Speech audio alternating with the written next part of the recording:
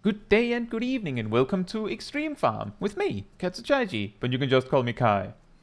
Tonight, a bit of a return, you could say, because we have actually back in Endwalker, back when Golbez was like essentially current content, progged on Golbez Extreme on stream. We didn't beat it. I think we had like, because of a lot of scheduling things, we didn't actually get to prog on it very much, and we only had like 2 or 3 streams of it, and it was only like a combined 4 hours or so. But we got to the second Gales, so I would say that's pretty good. The good news there is that now, Unsynced, we don't see that. According to the guide I found, the last mechanic we should expect is Stardust, which comes after the first double meteors. That's it. So it's like the mechanics we have to worry about is there's the rocks, which is easy to dodge, then the lingering sparks, then the blade, then there's the gales, and then there's the double meteors. I believe it also, like the blade being there also means that there will be a second one of them, which will be the ones where you have to like either dodge a circle or a donut. Where it depends on what he basically stocks beforehand. Exactly, Nox. So, little story there, just for those that that didn't see those streams, is that the whole meme on this channel about blades is from Golbez. Because, like, the way we did it there was that most of the team was on voice comms, which meant that I was calling out mechanics the best I could for them, and for anyone else that could benefit, you know, stream delay and all that. And that meant that every time Golbez did the front cleave, which on Extreme is followed by a back cleave, I would of course say that he was doing the blades twice, and eventually it became a bit of a meme. I believe it was Lemon that really latched onto it, and people started spamming the appropriate emote, which then became associated with the blade itself. It reached a point where I specifically recall someone in the chat complaining that I was doing it too much.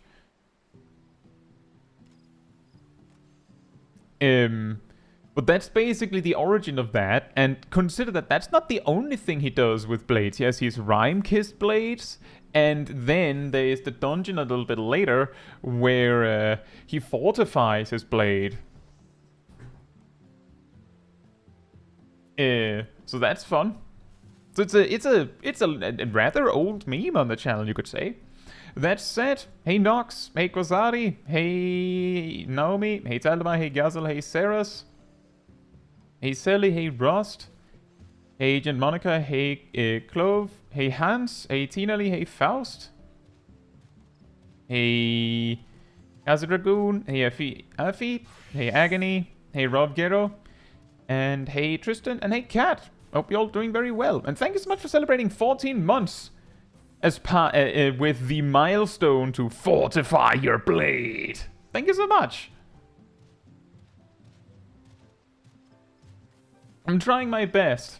Yeah,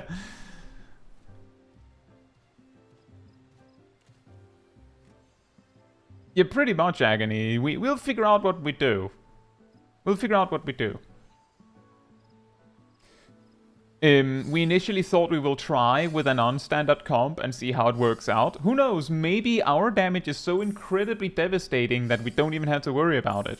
Who knows? Like, the guide we looked at is from 5 months ago, which means it is perfectly possible that we're even stronger. Although, like, 5 months ago, the best in slot was mostly the same as it is now. It's just that the average player was less likely to have it, or even have, you know, full 730 5 months ago.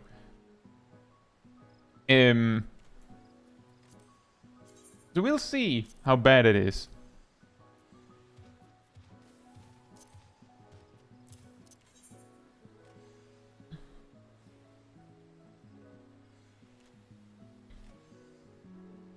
We specifically know from the guide we checked, Agony, that we don't need 2 tanks, so whatever the case.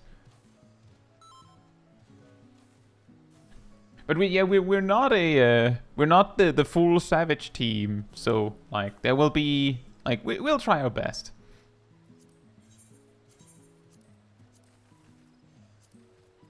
Rip.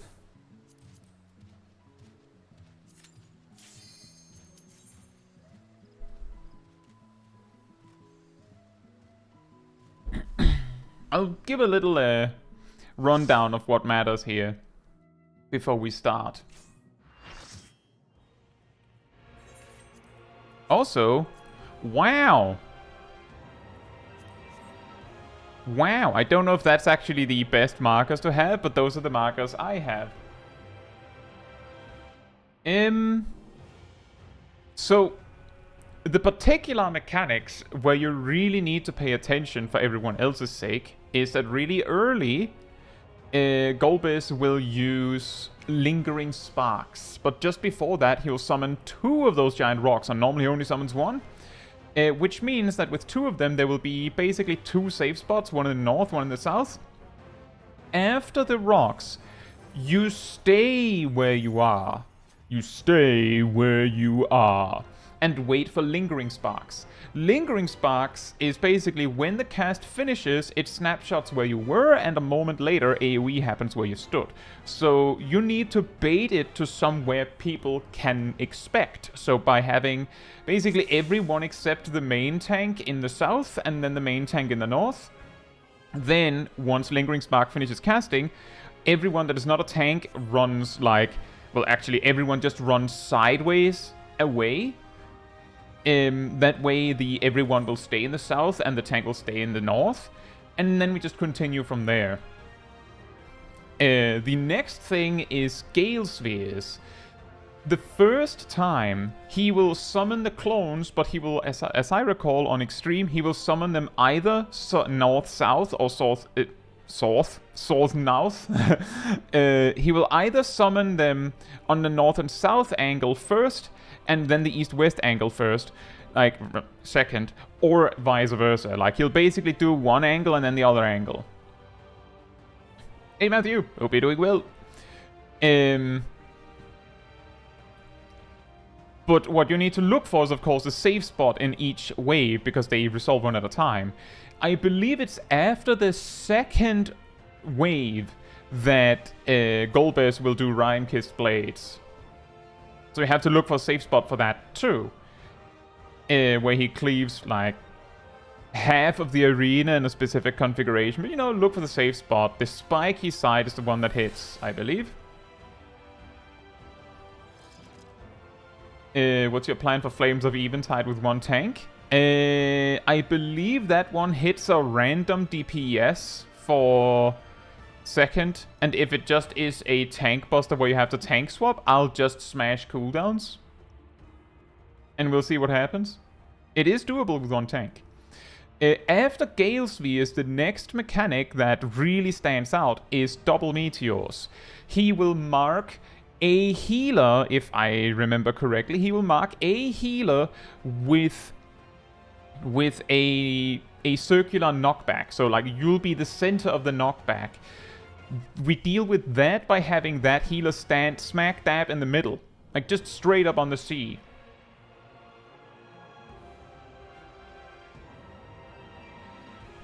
And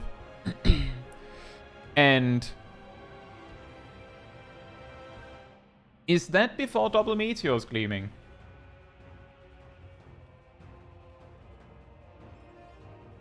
I'm pretty sure Vjek tested this and discovered that it doesn't kill you. It just does a lot of damage.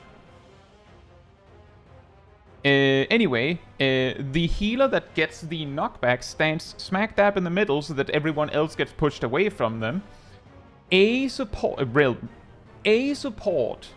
hypothetically, because this is where the non-standard comp comes in, a support and a DPS will be marked with a flare marker.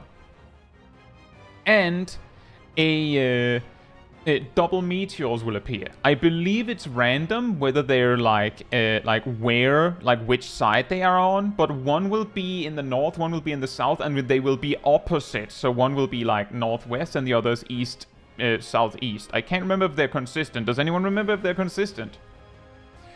The blue arrow's marker is the flare, yes. Essentially, if you're a support and you get the flare marker, you aim to knock yourself over to the north corner that does not have a pillar. If you're a DPS, you aim yourself south towards the corner that does not have pillars. Next, 3 DPS will point themselves towards the tower with 3 pillars, which is, as Caetsu says, I believe also always north. So you look for the pillar to the north. You need 3 DPS to do that, which is usually all of them, I believe, due to how things play out. Because one of the DPS will have the flare marker and 3 DPS will not.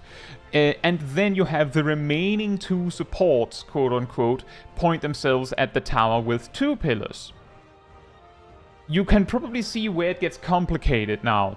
Because as we have 3 supports and 5 DPS, 1 DPS will basically be the support. 1 DPS will have to basically be the support. And sometimes that DPS will get the flare marker. Which means they can't be the DPS, the support, essentially, because they have to aim south. So we basically need a primary honorary support and a backup honorary support. Does anyone feel inclined to be that? There's also the option of YOLO, but I have a feeling that's not going to go well.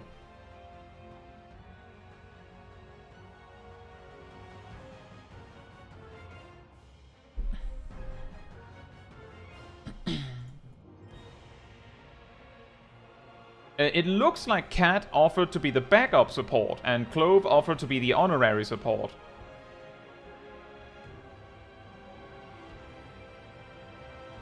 So that would mean that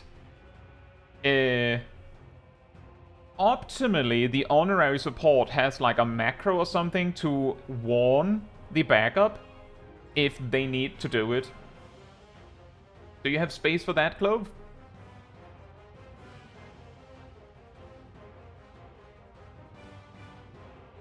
You do? Okay, so basically the way that it works is that when the double meteors happen, Clove will be pointing south for the 2-pillar meteor tower. Unless Clove has a flare marker, which is the blue arrows thing, in which case Clove will point away instead. You know, point south but away from the pillar instead. And we'll have to call for Cat to do it instead. Hey Celestia, hope you're doing well. And thank you. You could also just focus target each other. That might help as well. I don't know. In regards to the tank buster, the Flames of Eventide that Gleaming mentioned, and also I hope you're doing well, Gleaming. I believe Viek, like many months ago, tested and found that it doesn't kill you. Like getting 3 stacks doesn't kill you. It makes you take a ton of damage, but it doesn't kill you, so if you just go smash on defensive cooldowns, it might be fine. So that's the game plan, essentially, and if that doesn't work, we'll see what we do then.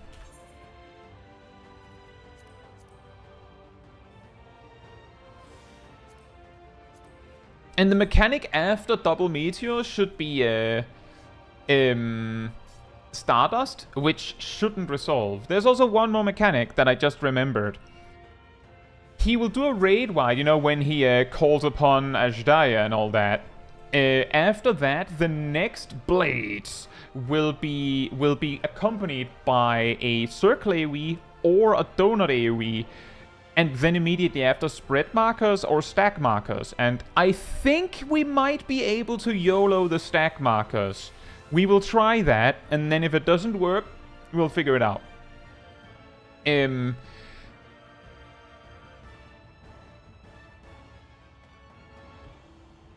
Cat, just making sure. So Cat, if Clove says nothing, then you're a DPS and you aim for the north pillar, or you aim the flare marker away if you get that. If Clove starts screaming, then you're a support and you aim for the south pillar. And the reason why that's all you need to know is because if Clove is screaming, then Clove has a flare marker, and so you will not have a flare marker. So yeah, you aim for the north pillar or deal with the south flare marker unless Clove is screaming, in which case you go for the south pillar. I believe the tell for whether the AoE that follows after the blades or during the blades is if he like loads his blade with a small pulse around him, then it'll be a circle AoE. If he loads it with a big pulse around him, then it'll be a donut. I believe that's how it works. He actually only does the circle version on normal, and people tend to get hit. Also, hey Matthew, hope you're doing well. Blade. Any questions? Notice how much more complicated this boss is compared to Rubicante and Barbie?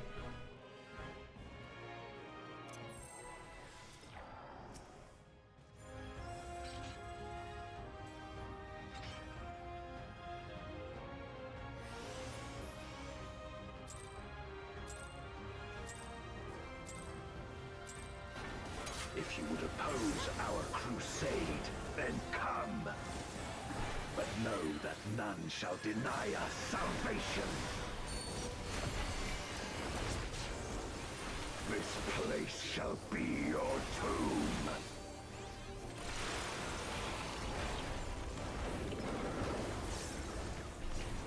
Let lightning surge!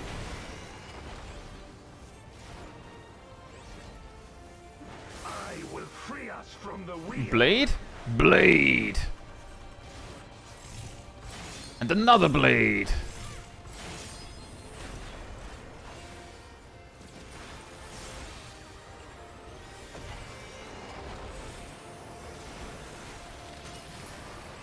Can you go over it again? Hey Lucas, hope you're doing well. A raging gale to rend you asunder.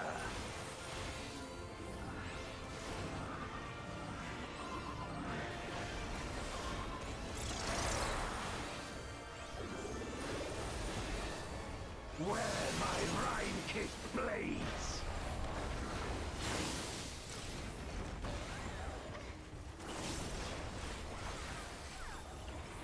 I will suffer no. Here come the blades. And more blade.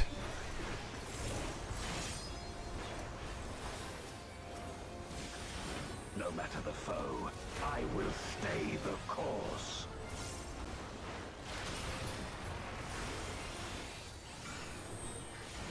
Oh! Oh no. Such is your power. Just a random DPS. Come forth, my servant of shadow. With abyssal dark and hero's blade, I bring my people liberation. You shall know true terror. You shall know true terror. Dunk. Oh wow, that actually hurt a bit on 3 Vuln stacks. Dragon, hear me and obey. So it'll be a donut.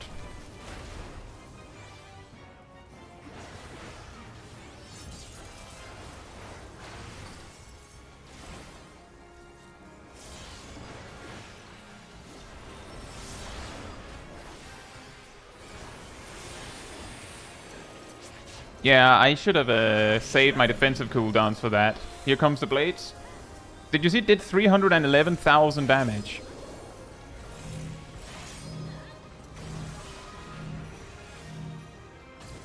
Ugh.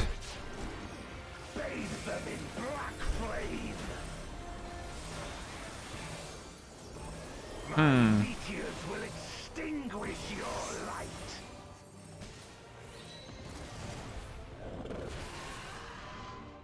Right, let's wrap it up and try again. You wretch. Whee! Come forth. For some reason, I felt inclined to use everything on the meteors. The tank buster meteors. That was really stupid of me. Hey Fox, hope you're doing well.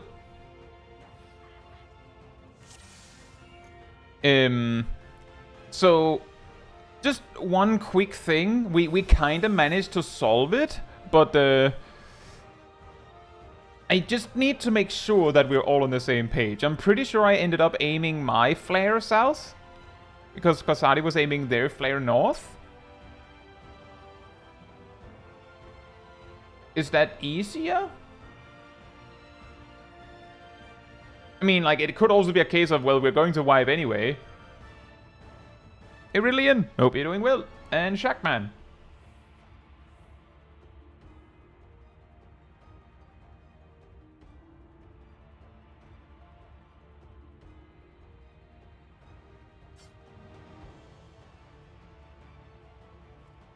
That's true, Zelly. He heard a lot more there.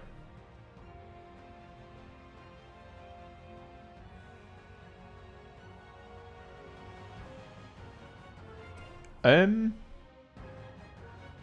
just double checking. I did say we were doing DPS flare north sounds easier. Let's do that then. That means all the DPS aim north and all the supports aim south. That actually does make a lot more sense, doesn't it? Did everyone catch that?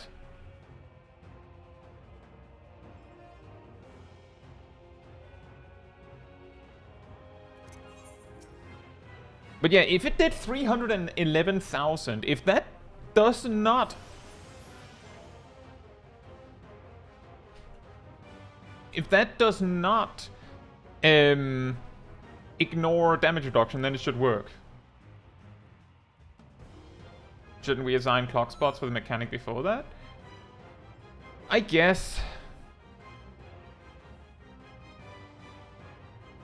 But then we should also assign light parties, in case it's a stack marker. Before that, Clove, if, as the honorary support, if you don't get a flare marker, then you point yourself south towards the two-tower pillar, or two-pillar tower. If you get the flare, then you point yourself north, because then you're a DPS, and you have to scream for Cat to be the honorary support.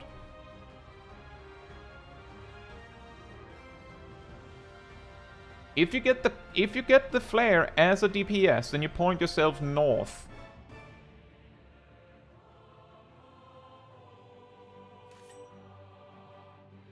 But yeah, I guess we would need to call clock spots. For the spread markers. I guess C will just have to be south.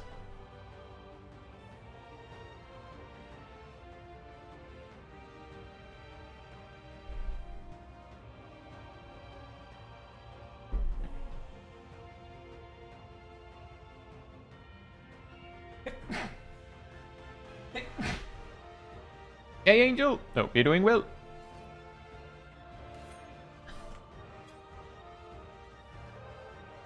Did everyone get one? Let's see, we have A, B, C, D, 1, 4, 2.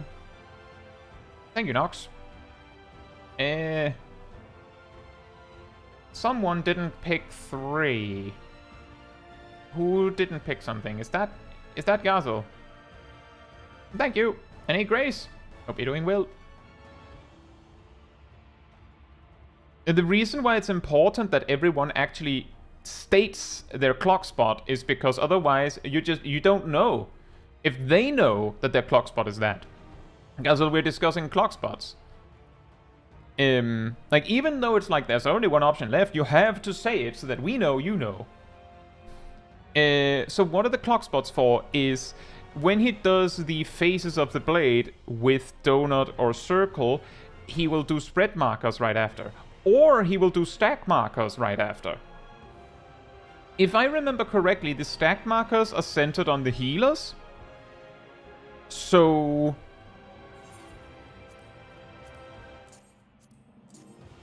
we need the healers in the in one in each stack, and we need 4 players in each stack.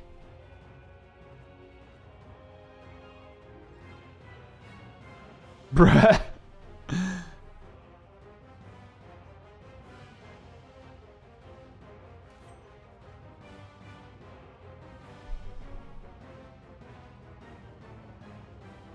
Uh-oh. Alright, let's all jump. Wow. I choose Narnia? I guess you do.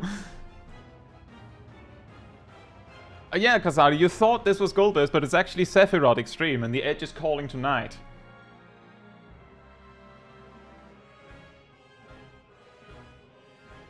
Yeah, so, we had everyone in light parties already, except Aradel needed to go to 2, and instead of going to 2, Aradel accidentally slipped.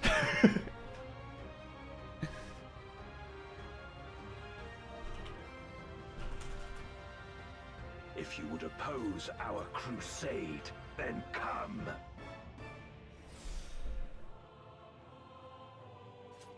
Let's try that again.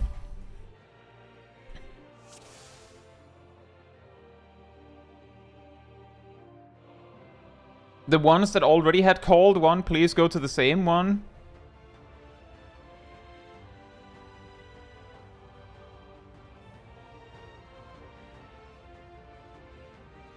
Aradel chose Narnia.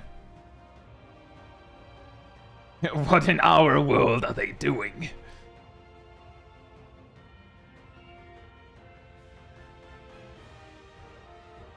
There we go.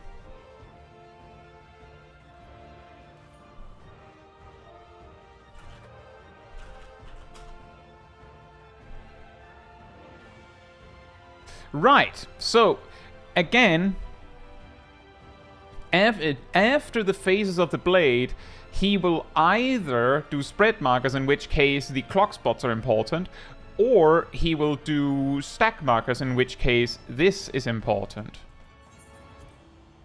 So just, you know, remember which healer you're paired with. And that's it. Let's see if we can actually get a clear. Also, hey Liv, hope you're doing well.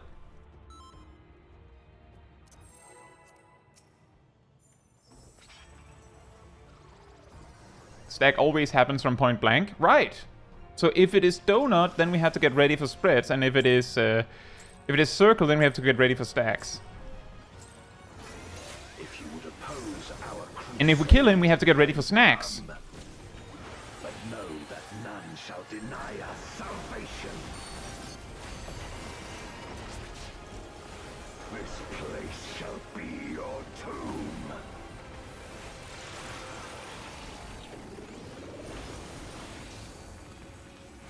Let lightning surge!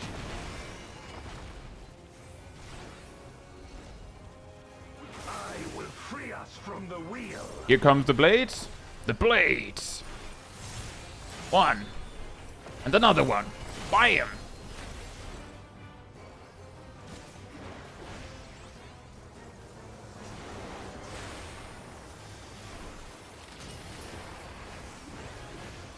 I'll probably go over the lingering sparks thing again after this pull. A raging gale to rend you asunder.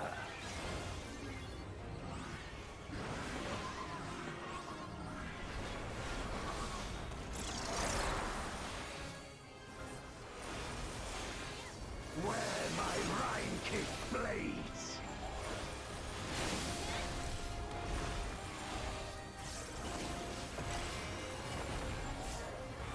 I will suffer. Here comes the no blades. obstacles. Another one.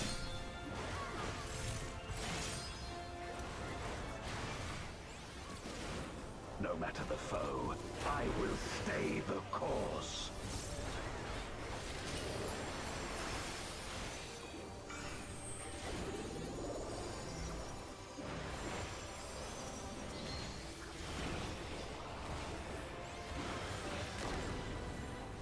Such is your power.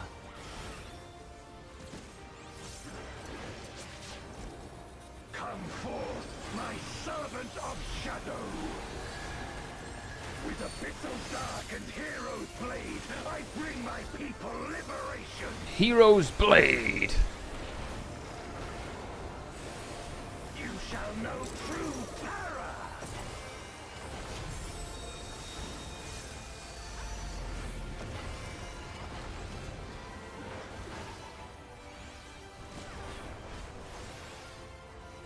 Dragon, hear me and obey.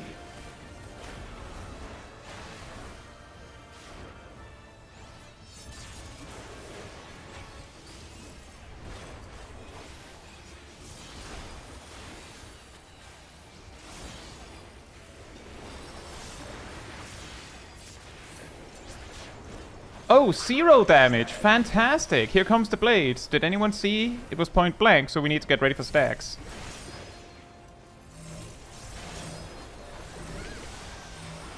Also, we forgot the point blank itself. But everyone's alive. My meteors will extinguish your light.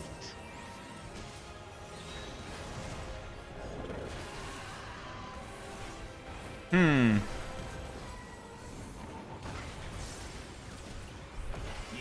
wretch. Come forth, my servant of shadow. I only see 2 corpses on the north pillar.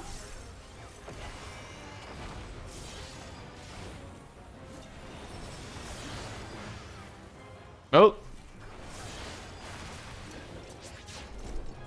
Look to the heavens for your doom.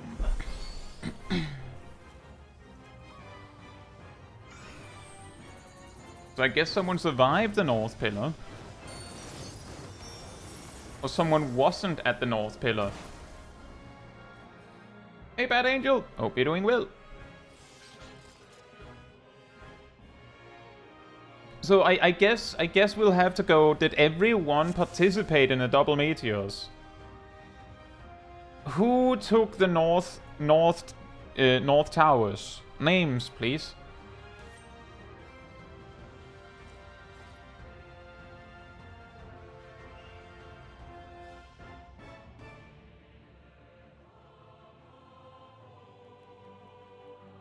I saw a support and clove in the south tower, so that's correct. I saw Aridel's corpse there in the north tower. I think I saw Cat in north as well. Was there a third person that went north to the north pillar?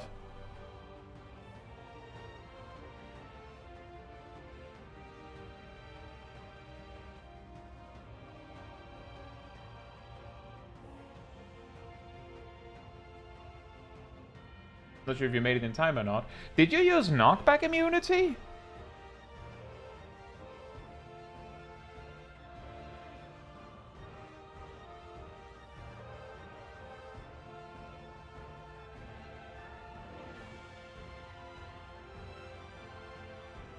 You're slightly off. Ah. Okay, well, that was what I was asking, is I needed to know if everyone was actually doing the mechanic correctly. And it wasn't like we wiped because someone is like, oh, that was my job. Ah, yeah, that explains. Yeah, that, and then it was me. Like, that's the important part. Now, there was something with the lingering sparks at the start. Just to kind of clarify,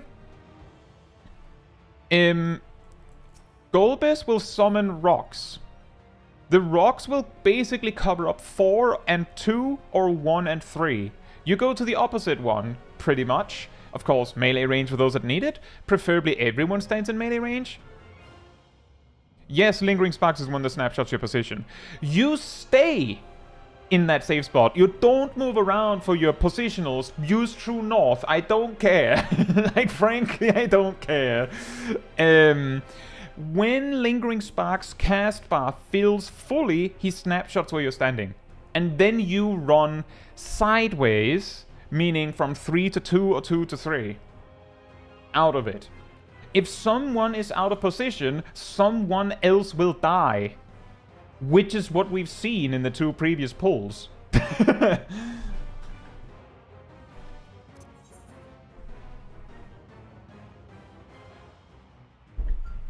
That is why it's important. It snapshots when the cast finishes, and then it takes a moment, then explodes. I believe on normal it chases you, so it explodes twice. But it's different on extreme.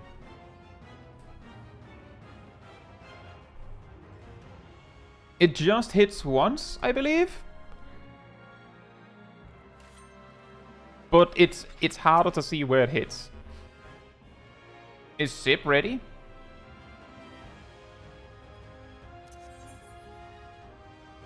It is weird how Zip so frequently doesn't get the pop-up for my ready checks.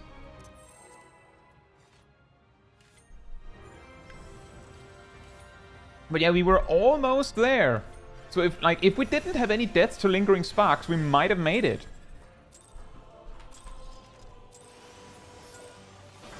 If you would oppose our crusade, then come. But know that none shall deny us salvation. This place shall be your tomb.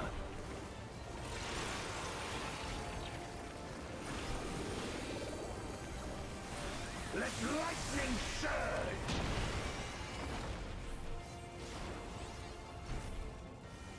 I will free And here us comes from the blades. wheel.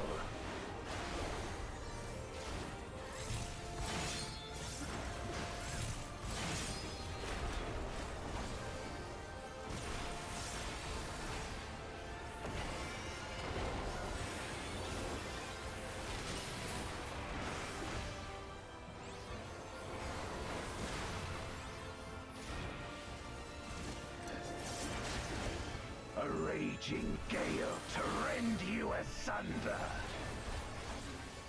He summons Gale from Baldur's Gate 3. A raging gale. Where my rime-kicked blades?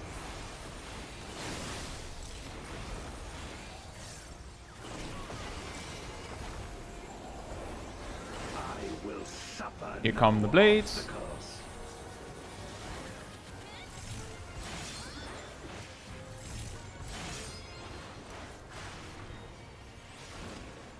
No matter the foe, I will stay the course.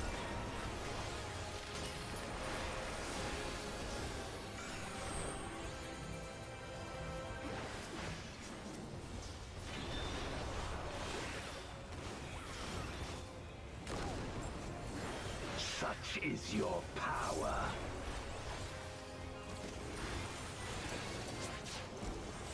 Come forth, my servant of shadow. With abyssal dark and hero's blade, I bring my people liberation.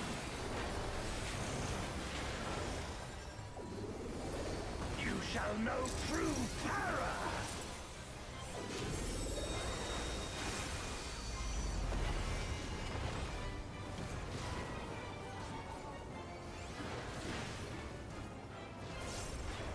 Dragon, hear me and obey. Let's see, it'll be donuts and spreads.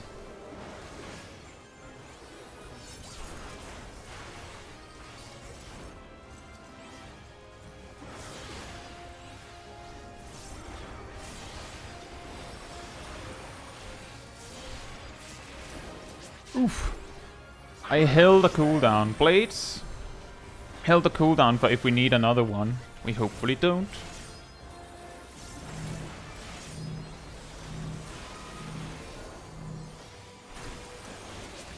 Nice. Bathe them in black flame. My meteors will extinguish your light.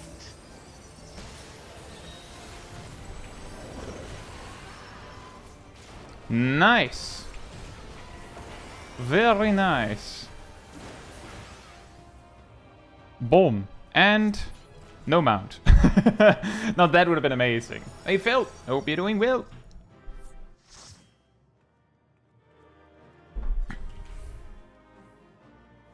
Now, next pull we have to actually do it without having echo, preferably.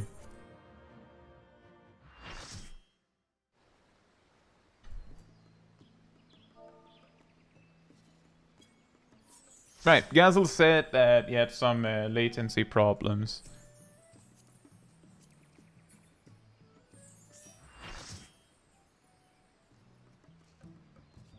I assume, Yannick, you also don't have the mount, is that correct?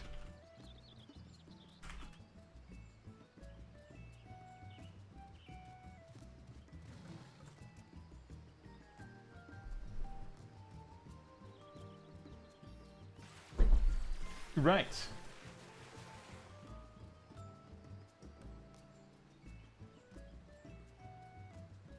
Bruh. I accidentally closed Firefox.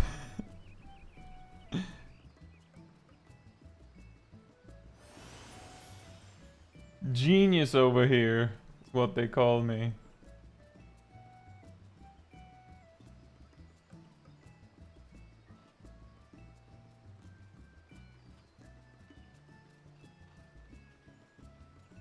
I just wanted to get back to my game.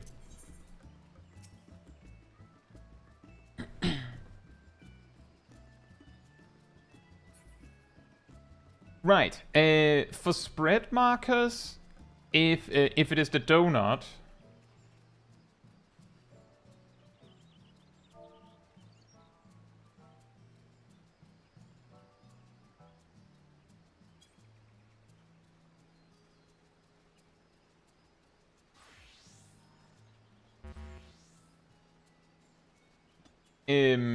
for spread markers, Yannick, you're 3 on the clock spots. Which I believe Gazel was in light party 1, which means that you're that if it is stack markers and a circle AoE after the phases of blade, then you're with Kaylee. Should extreme mounts be sellable on the market board? Why or why not? No, because it's just like, I just don't think it's necessary. Counterpoint, should gear from Extremes and Savage be sellable on the market board?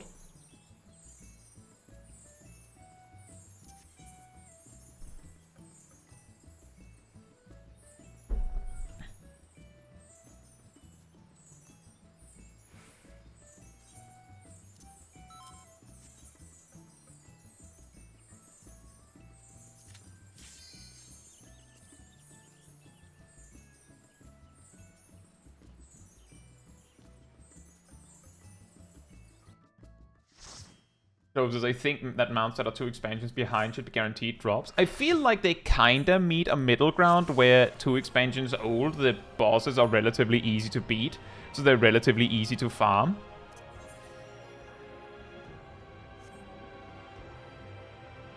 Also true, if the mounts were tradable and sellable, then it would be even harder to get the mounts legitimately, because people would be, you know, farming them.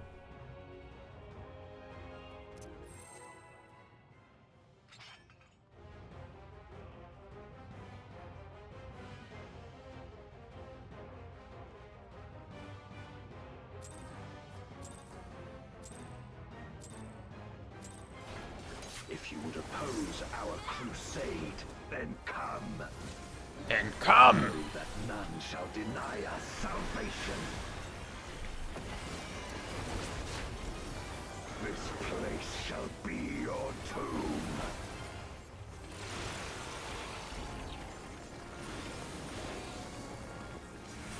Let lightning surge!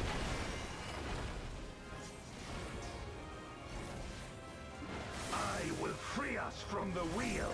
Here come the blade. The blade. And another one.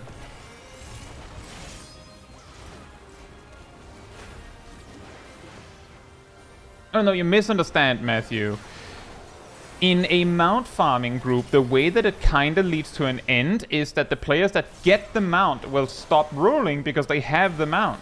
If it's tradable, then even though Mr. Lucky over there already got a mount, he'll stay. He could have 2 or 3 if he's lucky enough.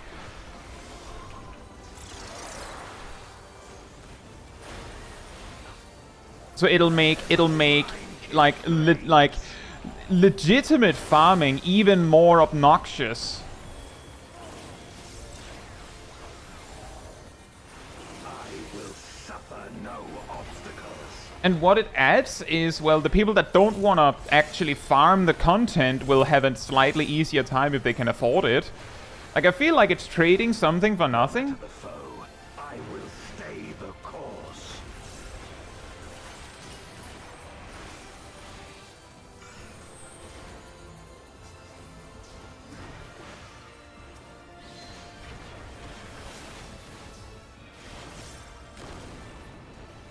Such is your power.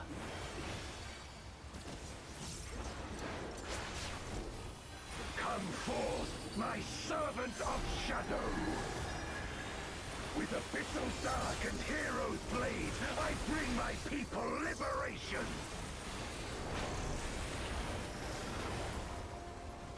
You shall know true terror.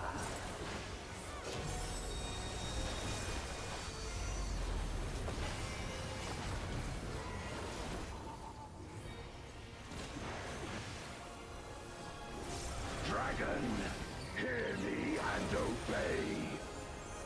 It'll be circle and stacks.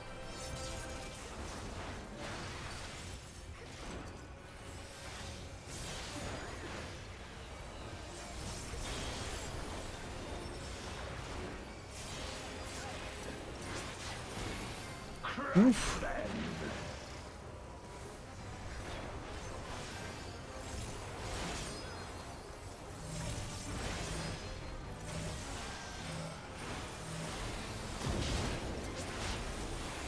Bathe them in black flame. My meteors will extinguish your light.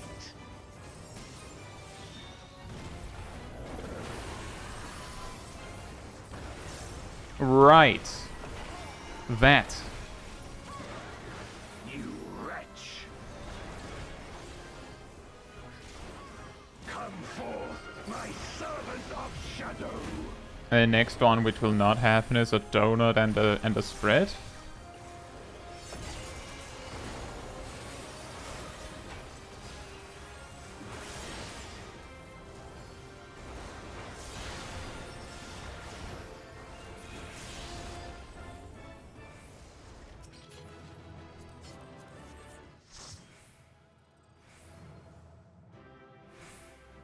Exactly, Matthew. Exactly. That if you could trade the mounts, what it would do is it would mean that players that have no intention of doing the content can get away with not doing the content, and the people that are interested in doing the content basically have a worse experience for it, potentially. It would mean that players would have infinite possibility of farming the content forever because, you know, they could get 10 mounts. Like, they could keep trading them, but it would not be a super great experience for the people that just wanted to, you know, do the content, clear the thing, and move on.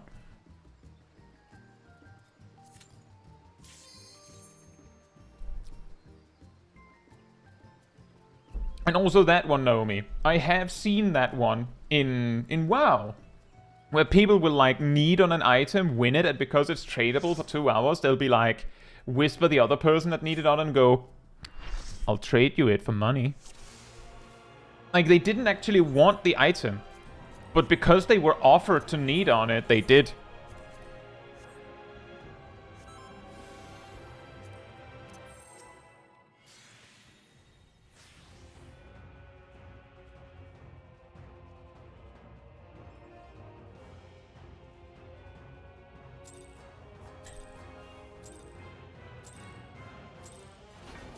If you would oppose our crusade, then come. And come! Know that none shall deny us salvation. There's something funny about his auto attack being lasers from his hand while he's holding a huge sword. Like, I feel like he's missing the point here.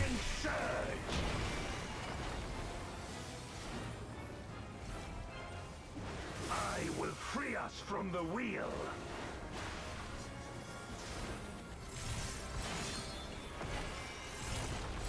No, my sword is only for special moves.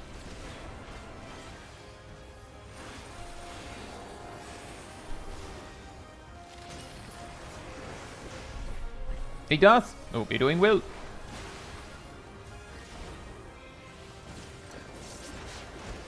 A raging gale to rend you asunder.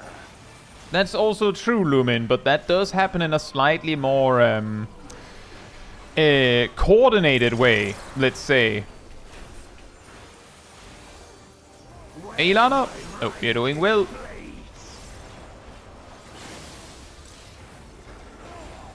Oh, whoops. Double whoops. I will suffer no obstacles. Yeah, like, the difference there, Lumin, is that it's like you pay 7 people to let you have the mount. Whereas if the mount was actually tradable, then you could, you know, just join a group and then when you win it, sell it.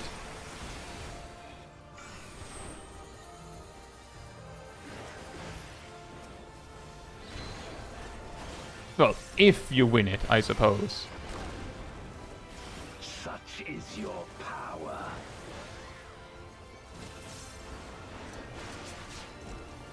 Come forth, my servant of shadow. With abyssal dark and hero's blade, I bring my people liberation.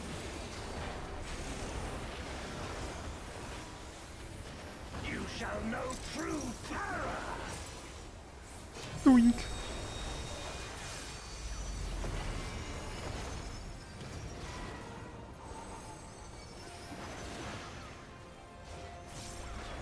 Dragon, hear me and obey. It'll be a donut and spreads.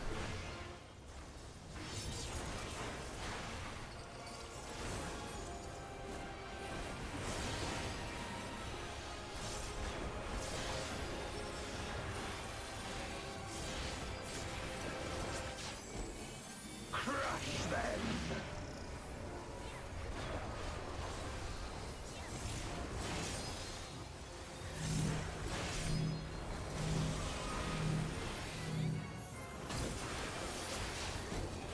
Bathe them in black flame.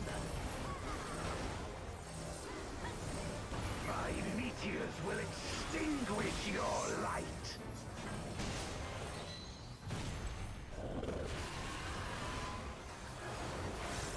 Fantastic. You wretch! Come forth, my servant of shadow!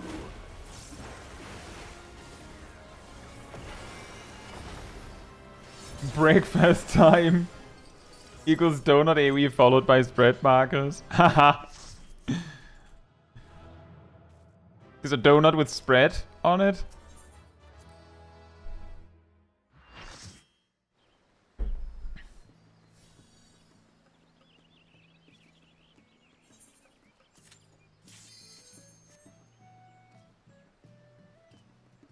You know, I will say pretty impressive how quickly we got behind how to deal with that. I remember when we procced this in Endwalker, that we procced double meteors for a very long time. Like a surprisingly long time. Partly because, you know, he killed a guy or two with the preceding mechanic.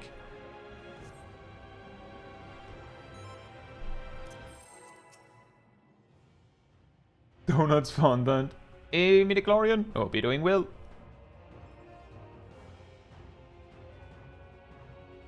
It's a donut with jam. I mean, I'm all for just complete food food mechanic descriptions, just in general. That's amazing.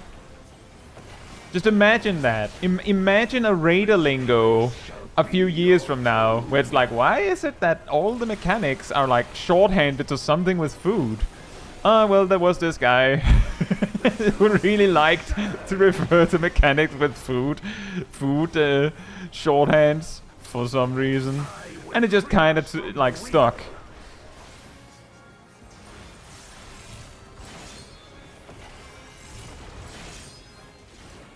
Oh, you know, that is actually a good point. That would be a bagel, wouldn't it? But that means that it's even more efficient. That would mean that you could say a donut with spreads could just be shortened to bagel. As in, bagel is a donut with following spread markers. That's really fast. People eat donut in breakfast? Some people eat bagels for breakfast.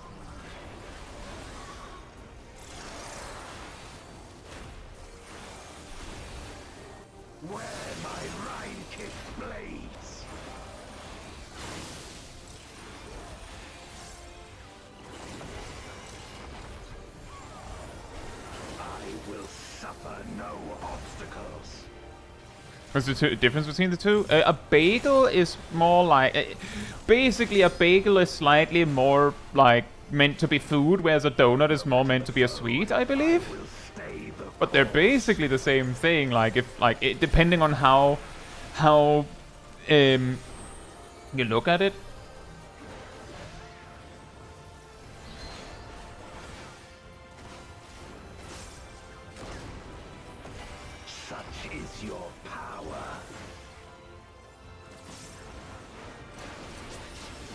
Doink. Come forth, my servant of shadow. With abyssal dark and hero's blade, I bring my people liberation. There's something fun about, on normal, that whole animation there plays in a cutscene. Well, the first part where he's talking about abyssal dark and hero's blade. Hero's blade.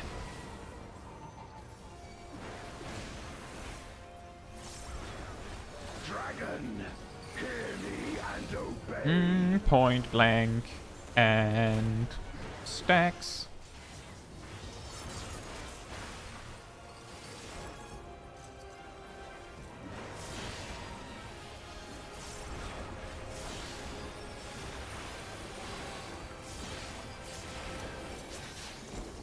Crush them. Thanks, I guess.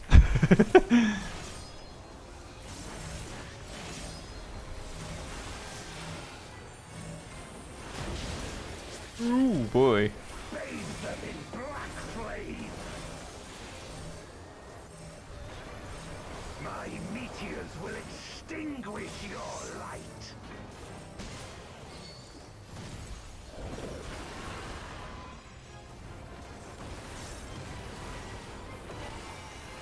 Hey, Seraph. Hope you're doing well. You wretch. Come forth, my servant of shadow.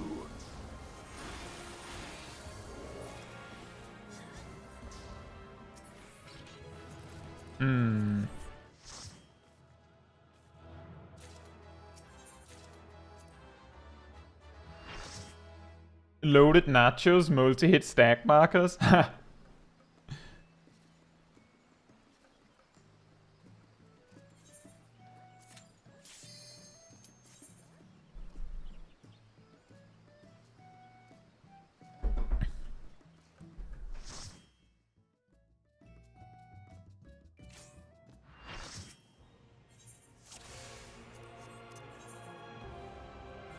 Kindness and yen, 0 mounts and 4 clears. What are you doing, Golbez? I thought we had a deal. What's happening? What you doing? Deep mount.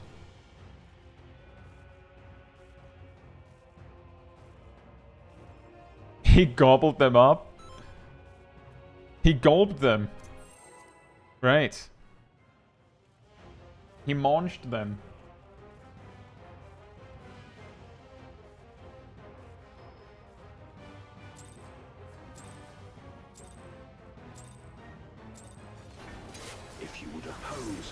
Hey, Meaty. Hope you're doing well. We forgot to bring them. Oh, I was supposed to bring mounts? Oh. Forgot to read that part in the invitation. Might be... I might remember next time.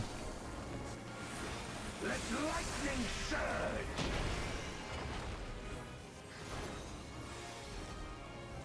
I will free us from the wheel.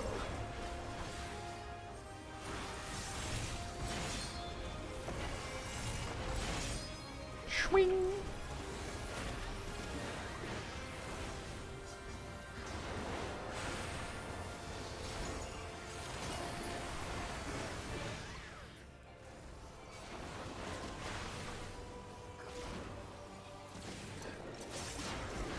A raging gale to rend you asunder.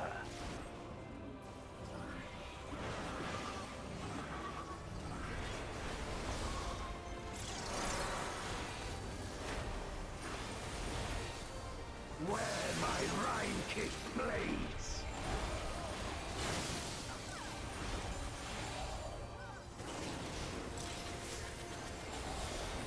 I will suffer no obstacles. Swing. Ka-swing. He do the swing. I will stay the course. He do the blade.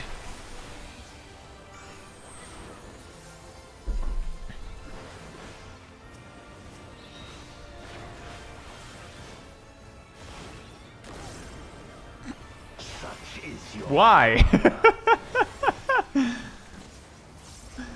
Why? come forth, my servant of shadow. With abyssal dark and hero's blade, I bring my people liberation.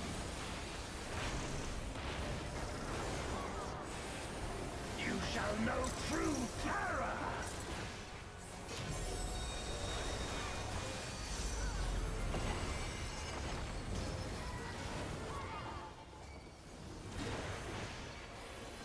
Funny. Oh, that's actually a good argument. And obey. It's a donut and a spread. It's a bagel, I guess.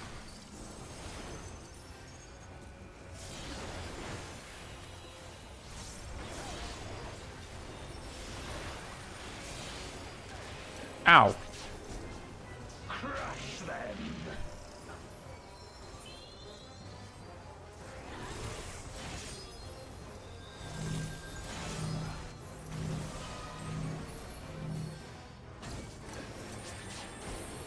Bathe them in black flame. My meteors will extinguish your light.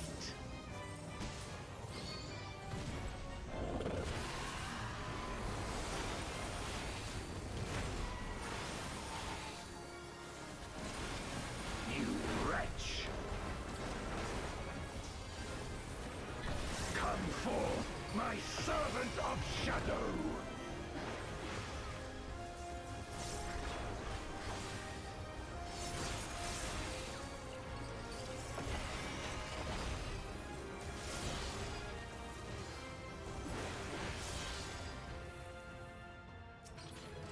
Nope. I guess I'll use damnation and another thing, maybe, for the first of those tank buster things instead. I don't even know if that's enough.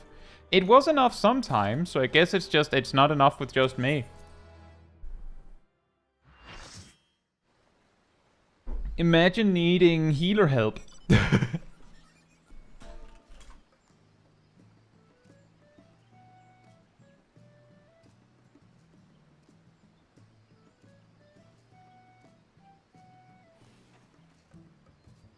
That's a good point, Matthew Park. It says, the funny thing about enemies that want to be free or liberated is that if they just asked the Warrior of Light, they would probably help you do it without, like, turning to evil. It's just, yeah, true.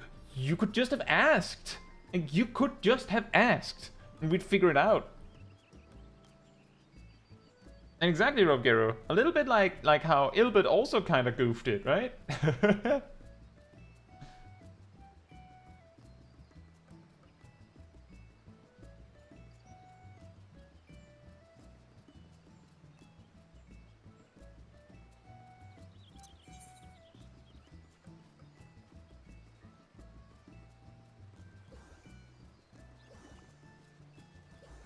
Sarah says, look, I won't blame the villains for not asking. I can't ask for extra ketchup. Oh. It's much easier to try and destroy the universe. Much easier. Then you don't have to ask. You just do the thing. Xenos asked a lot. Well, the thing is, what Xenos would do is that he would do something that would occupy the Warrior of Light. And then be like, hey, you want to fight? And then the Warrior of Light would be like, no, I'm busy.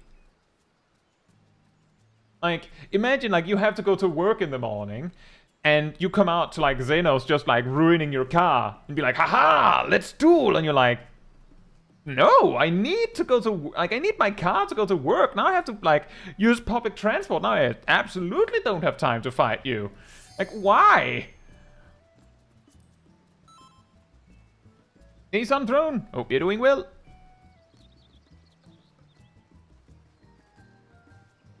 Golbez is the kind of man who wouldn't tell the restaurant he asked for no pickles. He'd go start a boycott campaign instead. You know, you're probably right.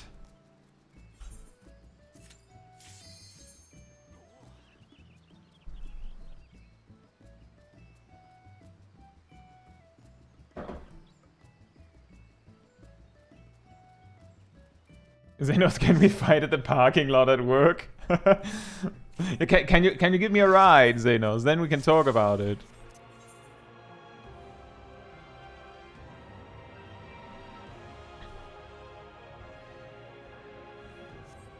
And Xenos' solution is to shut down your office instead of asking when you're free. Yeah, exactly, Bad Angel. Like, exactly.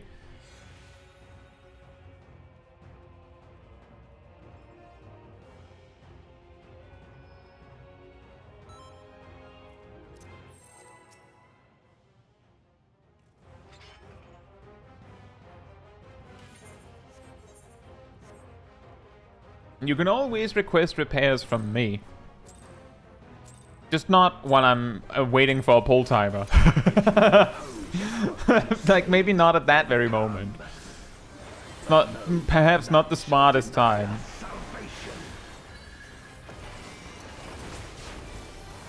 This place shall be your tomb.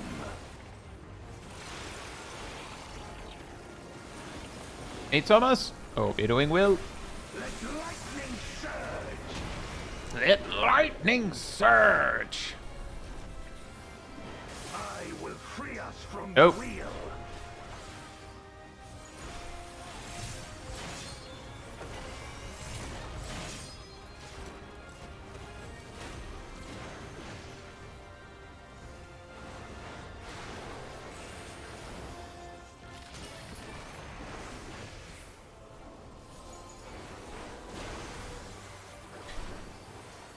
I'm also pretty sure, last I checked, I'm pretty sure Byakko told us a few expansions ago that lightning sears, not surge. Actually, wait, it also surges, but it surges differently when Byakko does it.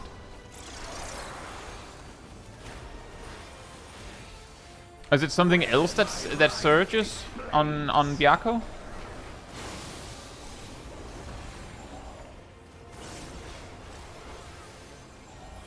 Tempest Surge! It's Tempest that surges. What are you doing, Golbez? You know this. You should know better.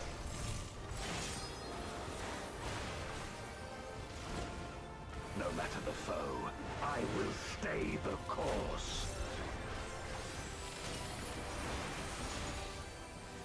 He never meets Byakko? Oh, right. I suppose that's true.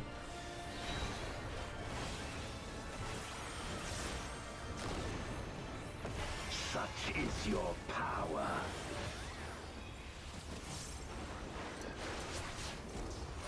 Come forth, my servant of shadow. With abyssal dark and hero's blade, I bring my people liberation!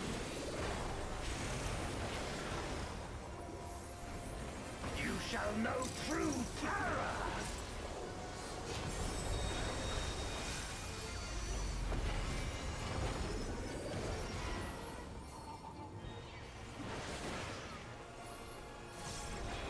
Dragon, hear me and obey! Donut spread, it's a bagel. Donut spread, it's a bagel.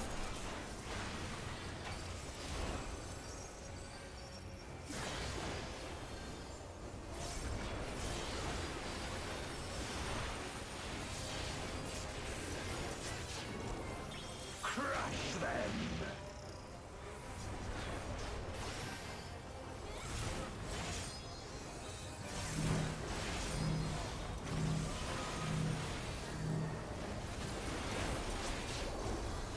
Bathe them in black flame! My meteors will extinguish your light!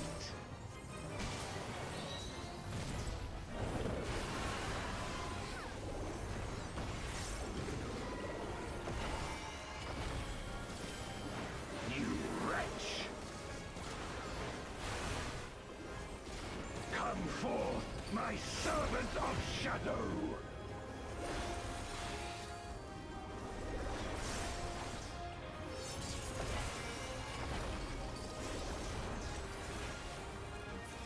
Blap. Oh, we had a mix-up where the backup was needed.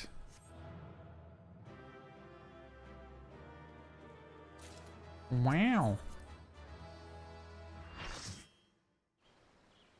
Byaku's also very clear about what he's doing, like he narrates his own fight. I think it's really funny when you have bosses that are very vocal with voice lines, is that a lot of the time it's almost like they're speaking to the player and not the characters. Like convenient call-outs that didn't need to be so on the nose.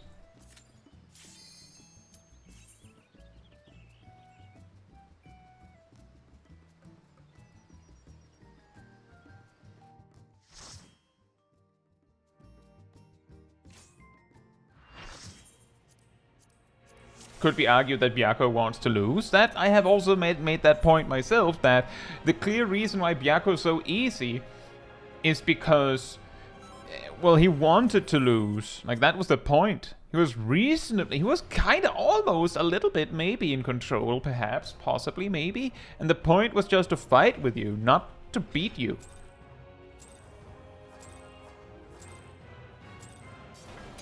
If you would oppose our crusade, then come. But know that none shall deny us salvation. This place shall be your Byako doesn't want to fight you because he's worried he'll win. Yeah, exactly. Precisely. Let lightning surge!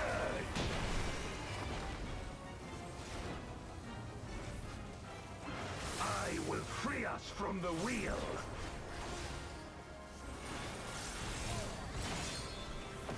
Kashwing.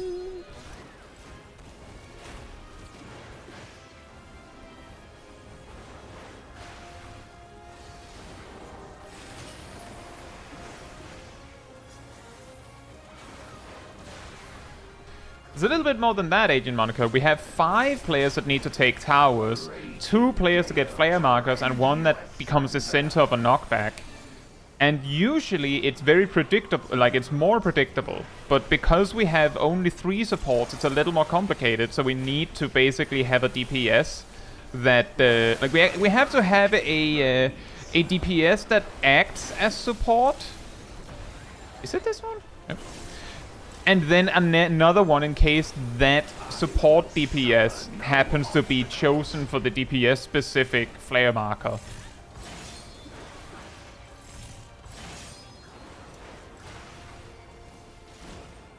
No matter That's a good point, Phil. I will stay the course.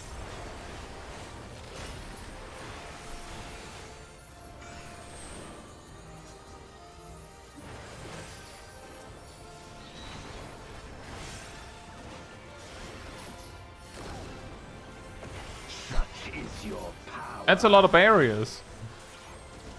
Clove, do you feel safe? Come forth, my servant of shadow. With abyssal dark and hero's blade, I bring my people liberation.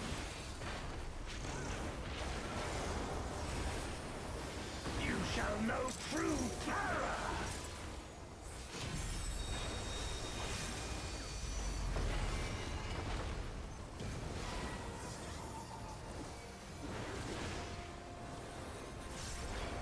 Dragon, hear me and obey. Circle and stack.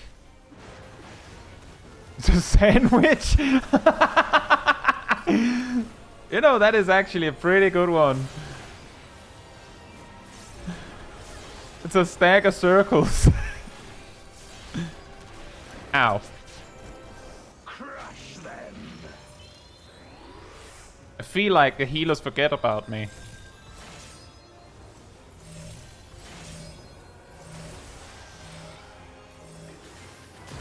Speaking of getting forgotten, Bathe them in black flame. My meteors will extinguish your light.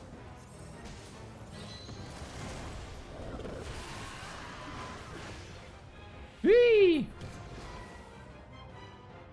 Magnus says, isn't that just a one-shot regardless? No, it is not. It just hurts a lot. But I can't kitchen sink it, because if we goof it up like this, then there will be a second one.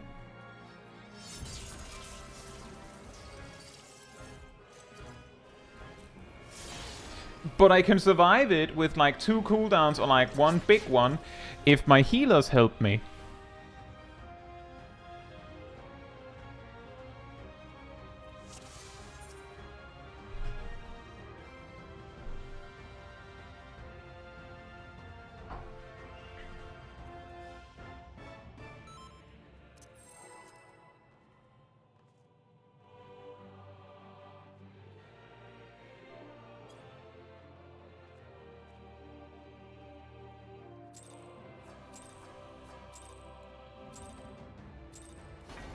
If you would oppose our crusade, then come.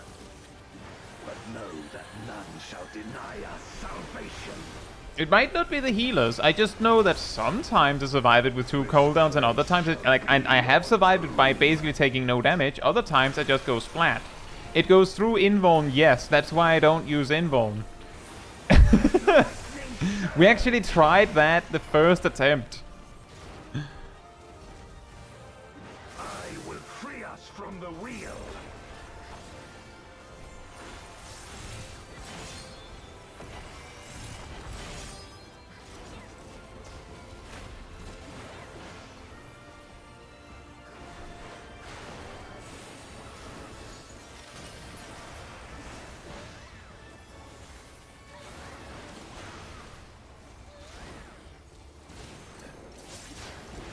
A raging gale to rend you asunder.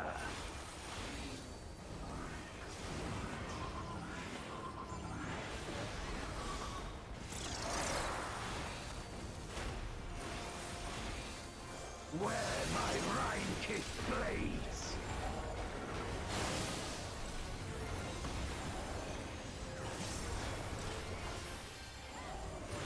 I will suffer no obstacles.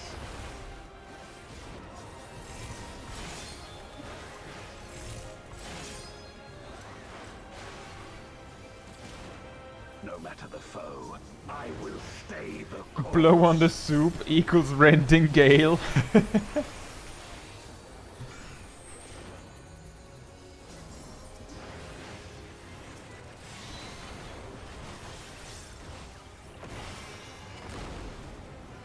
Such is I have an idea to resolve the whole needing help to deal with it for the next attempt. I'll just need a moment after this attempt to do that. with abyssal dark and hero's blade, I bring my people liberation.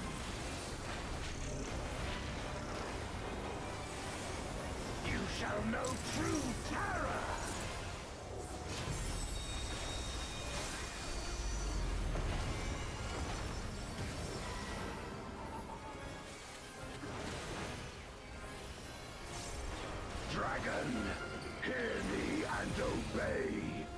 It's a bagel! It's a bagel! It's a bagel! Delicious bagel!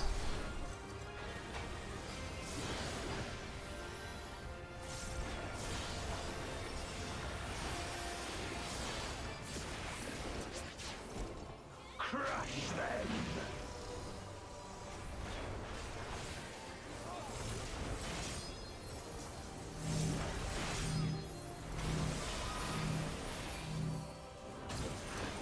Next here we fight Basil Goose. A very surprising Monster Hunter collab.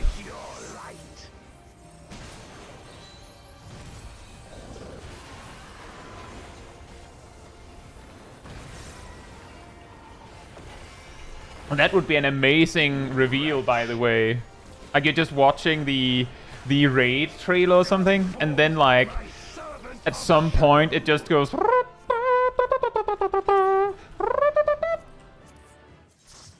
And you know what time it is. Yeah, Bagel Goose, exactly. The Bagel Goose. The one, the only, the Bagel Goose.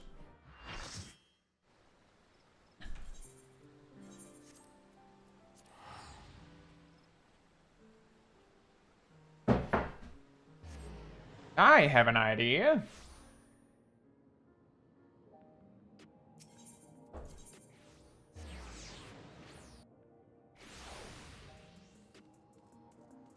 Bagels? Hey, Mastermind. Hope you're doing well. Hope you're doing well as well, Magnus. Doot. And Doot. And Paladin. And yoink.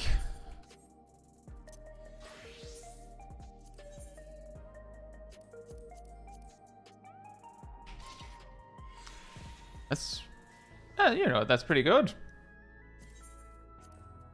You know what? You know what's even better?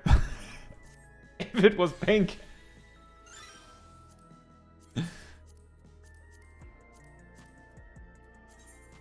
Hey, it's a pizza!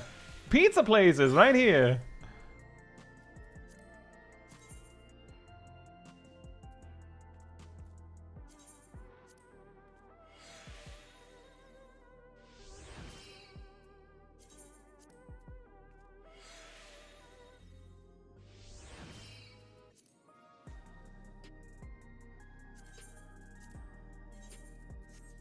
I can figure that out later.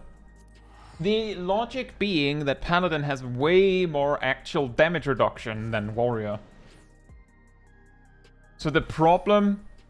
If the problem is the damage is too much, then the easiest solution is Paladin. Also, that's a really big sword.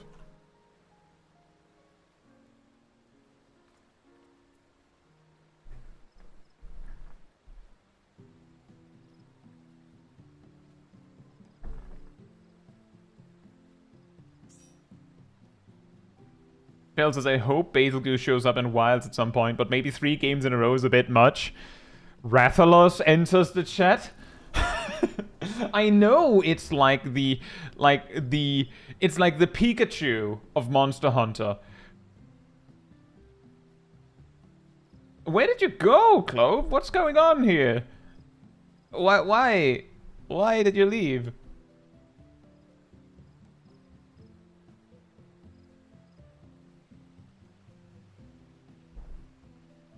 You have to sort out your dogs. Well, I will look into replacing you then.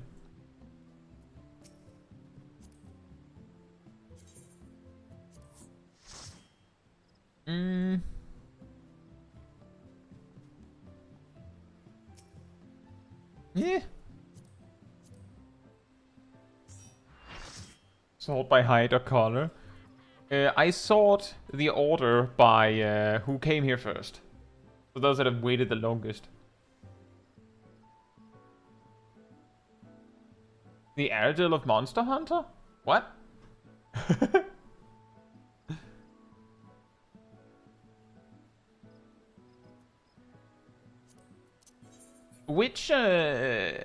what was your clock spot and your light party of?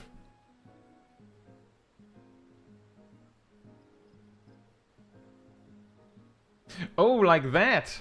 Sorting the dogs out by height or color.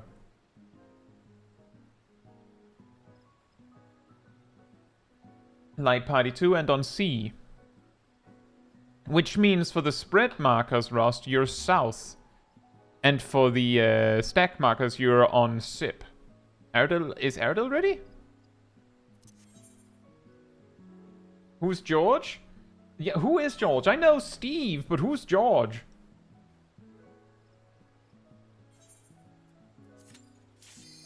Oh, that's true. Clove was also the support, so we will have to figure that one out. We do have to figure that one out. Does anyone want to be the honorary support? We need a new main honorary support.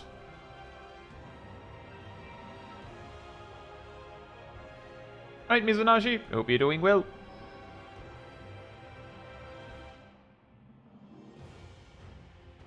Yannick can be support, right?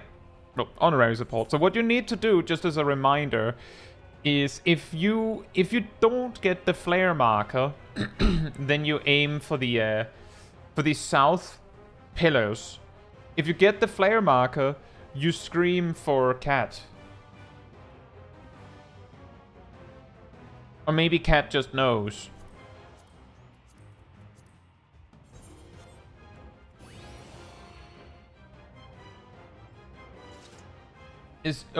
George is Gogmazios, right? I thought people just called him Gog.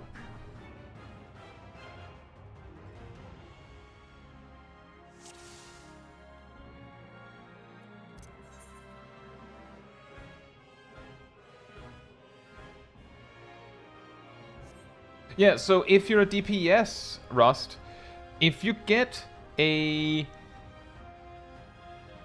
flare marker, which is the blue one, then you aim to the blank spot in the north. If you don't get a flare marker, then you aim yourself at the pillars in the north. Always north.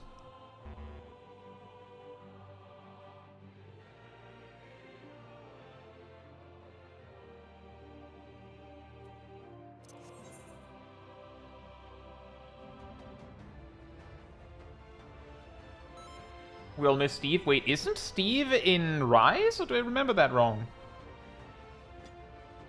I'm pretty sure he's in Rise.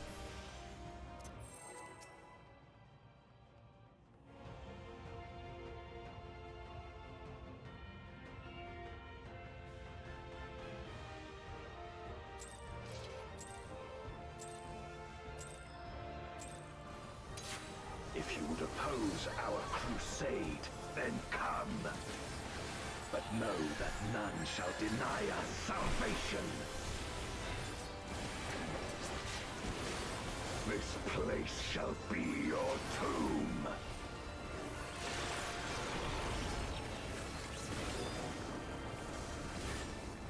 Let lightning surge!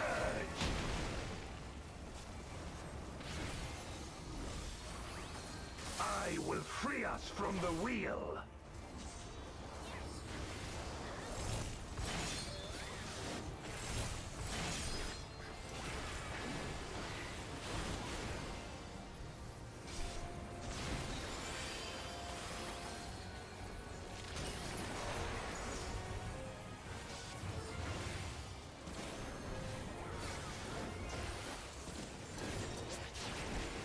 A raging gale to rend you asunder.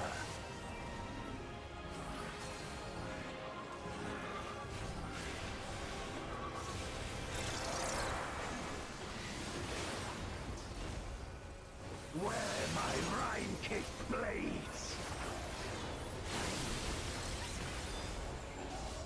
Oh, whoops. Oh, whoops. I will suffer no obstacles.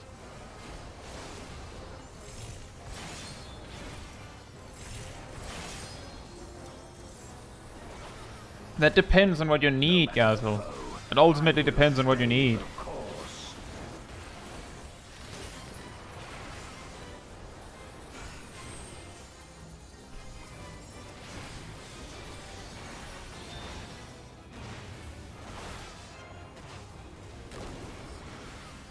Such is your power.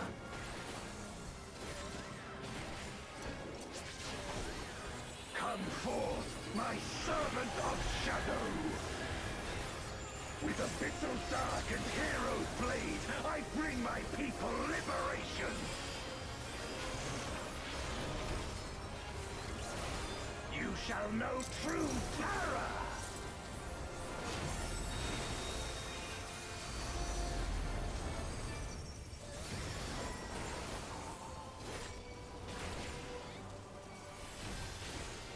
Dragon, hear me and obey. Bagel! That's donut and spreads.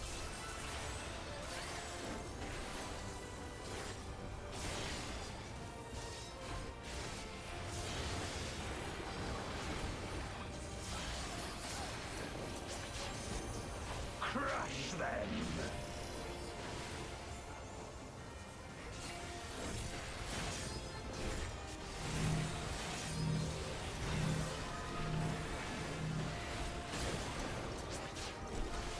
Bathe them in black flame! My meteors will extinguish your light!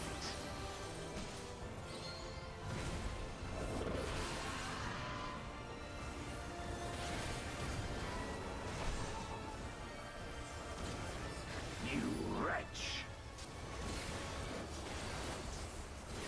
Come forth, my servant of shadow!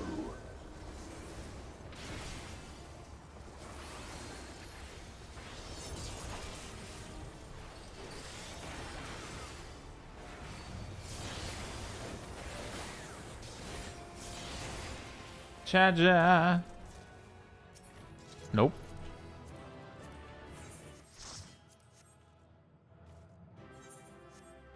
This looks like it's gonna be one of those where you'll have to come back.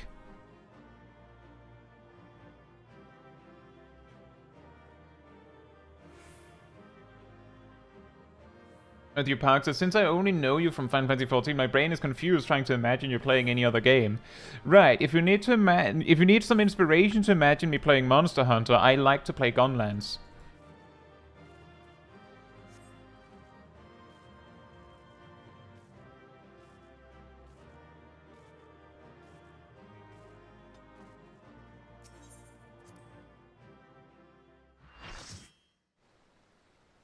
Steve was overshadowed by the other crazy stuff Sunbreak had? Yeah, probably. It's also possible that Steve wasn't... was he an urgent hunt? Or was it just like one of the things you could find?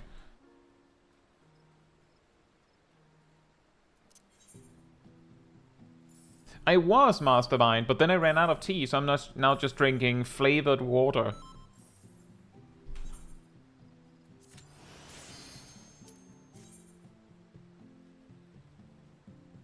I do like Charge Blade, but I'm not very good at it. I think Charge Blade was also the first weapon I properly tried.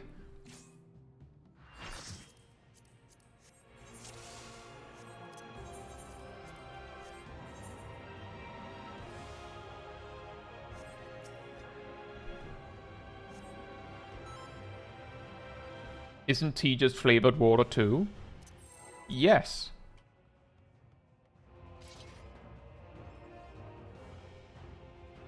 Hey Liexon, hope you're doing well.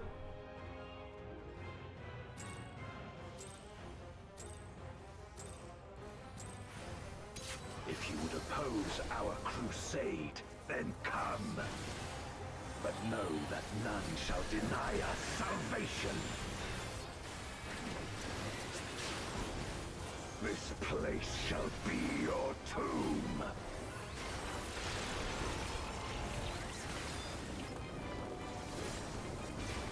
Let lightning surge!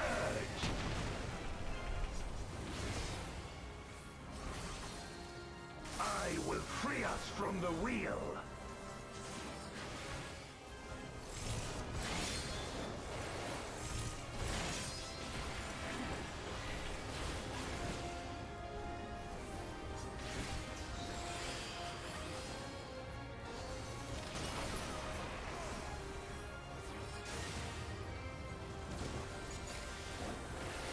You know, that's fair, Ceres. I've heard that that's basically like the true test for someone getting into Monster Hunter is the stealing eggs quest. It was always rigged that they put a really mean monster that you had to avoid or something like that.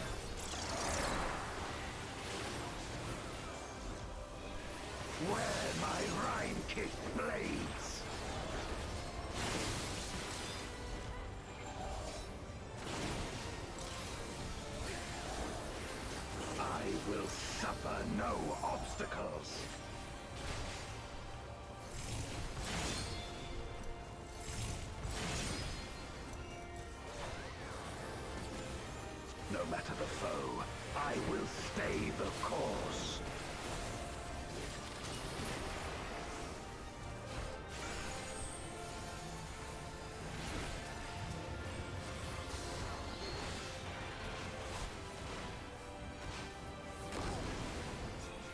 Such is your power.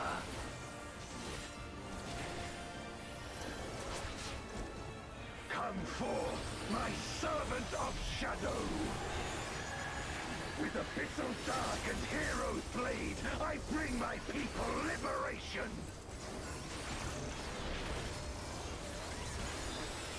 You shall know true terror!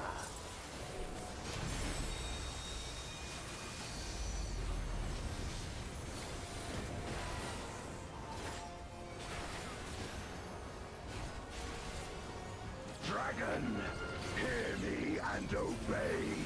Bagel.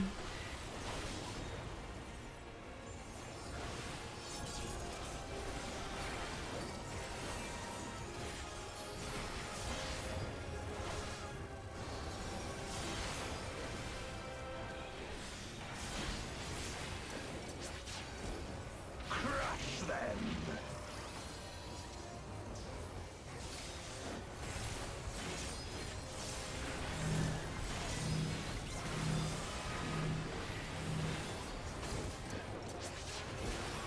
Bathe them in black flame.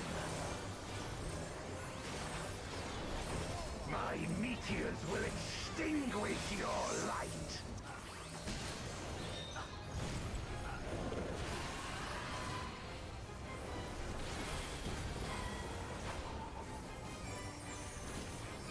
You wretch. I'm a small dragon, not a wretch. Servant of shadow.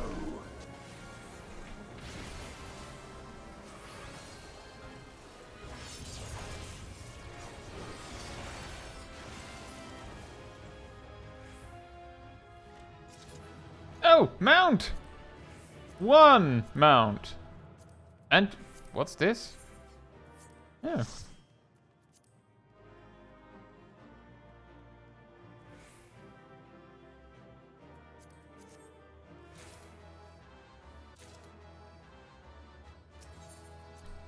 One mount in 9 clears.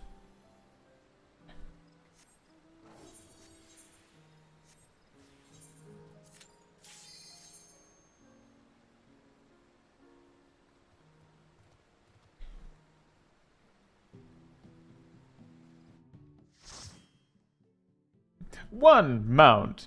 Ah.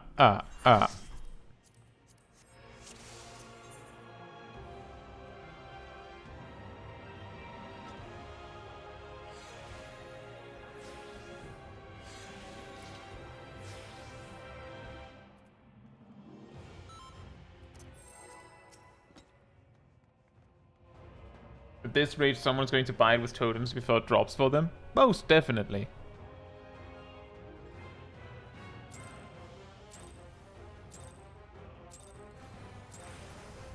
If you would oppose our crusade, then come.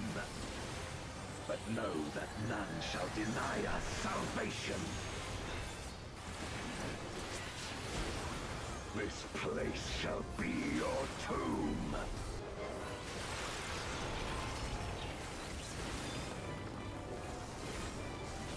Let lightning surge!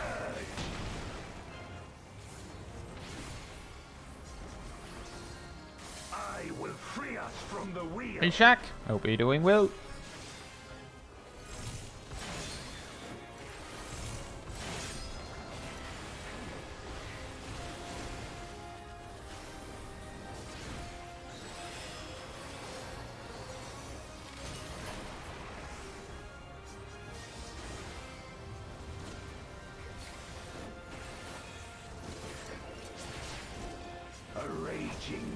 will to rend you asunder.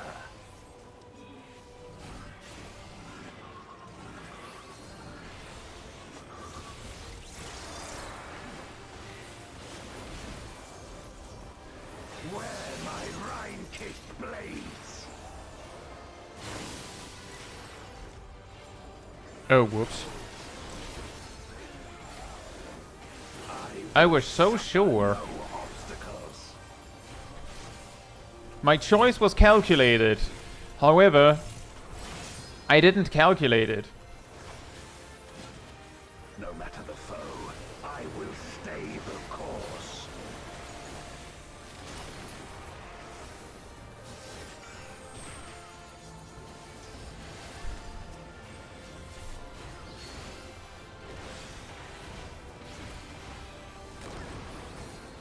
Such is your power.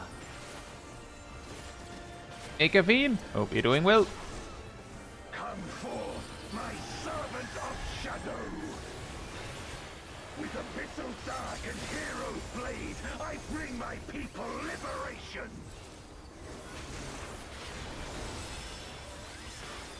You shall know true terror.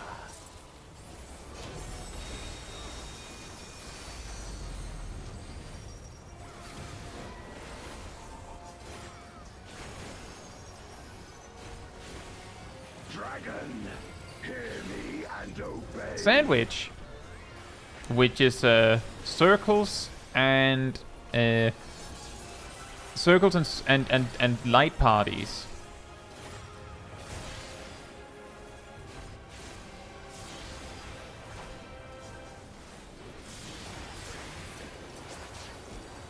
Crush them.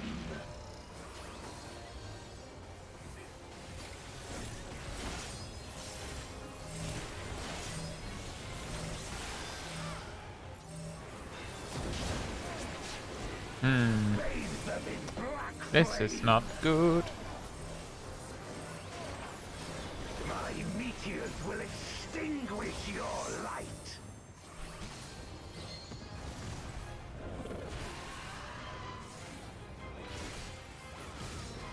No, this might be salvageable. We have a red mage. Wretch. Come forth, my servant of shadow. Bagels.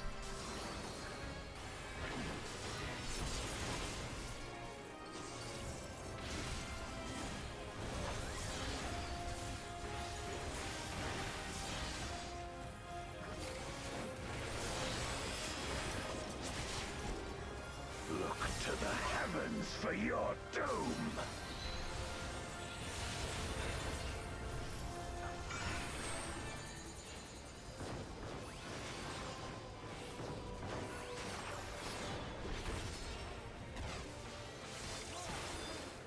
Not sure what we do about this, though.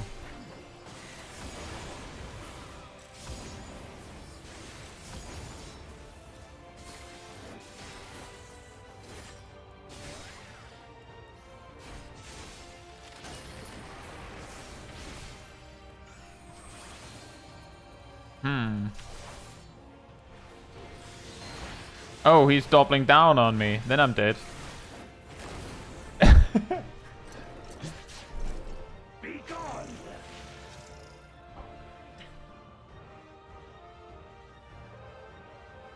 Hey, Stav. Hope you're doing well. And yes, basically there are a few mechanics that are so lethal that we actually have to do it right.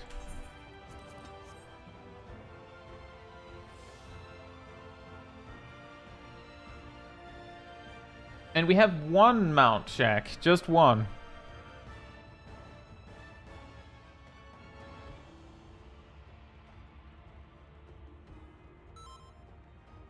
Out of 9 clears.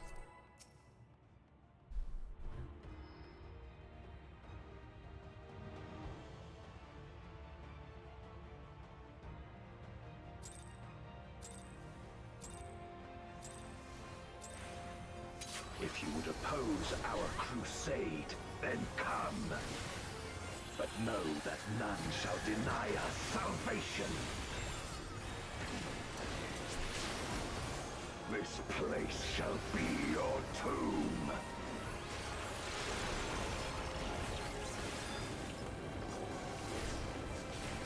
Let lightning surge!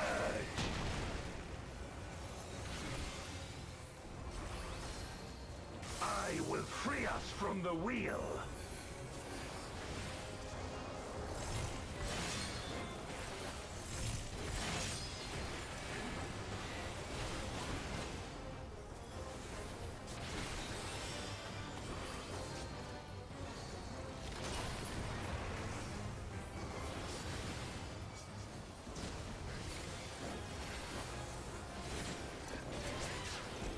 A raging gale to rend you asunder.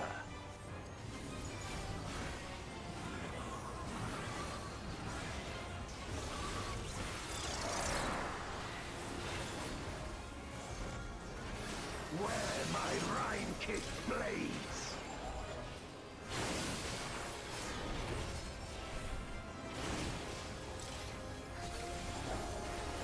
I will suffer no obstacles.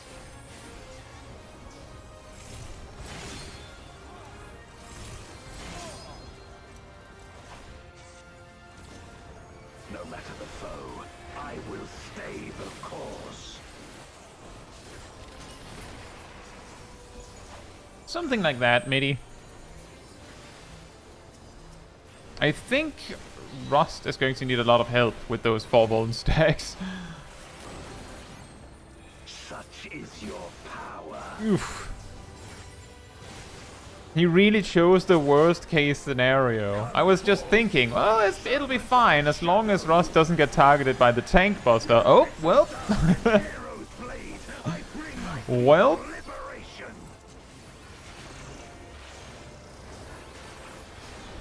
You shall know true terror.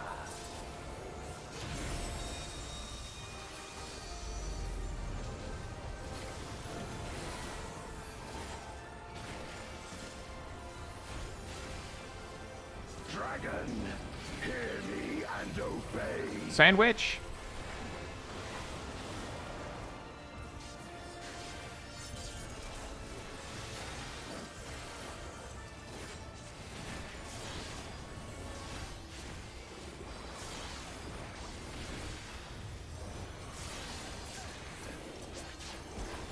Crush them.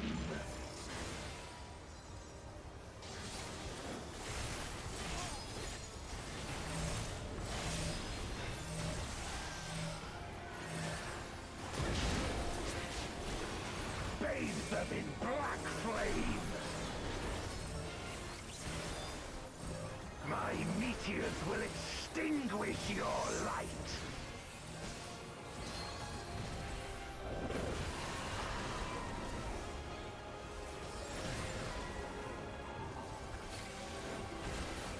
You wretch, You wretch. come forth, my servant of shadow. Ooh, mount again. Ow.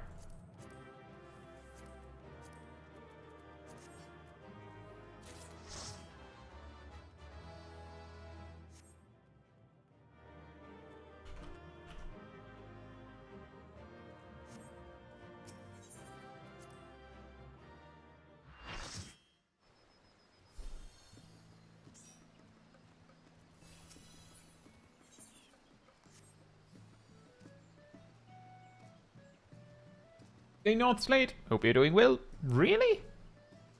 Seems like we've only really seen the enums when it goes really badly.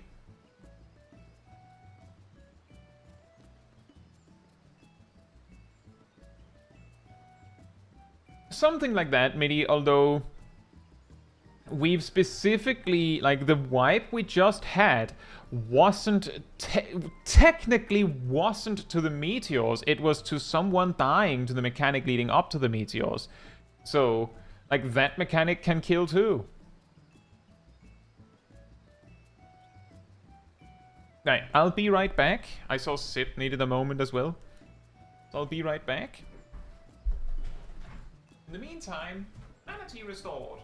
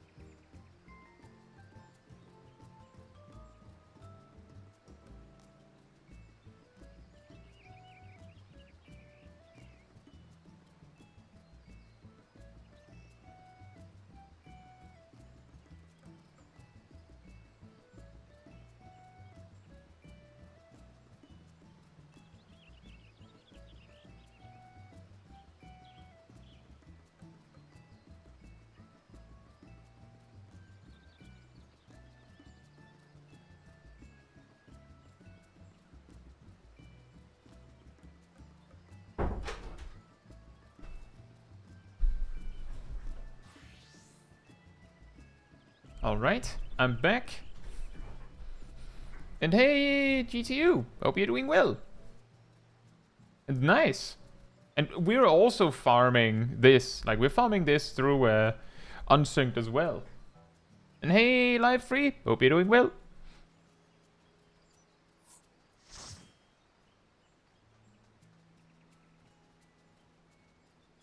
Oh, someone had to go.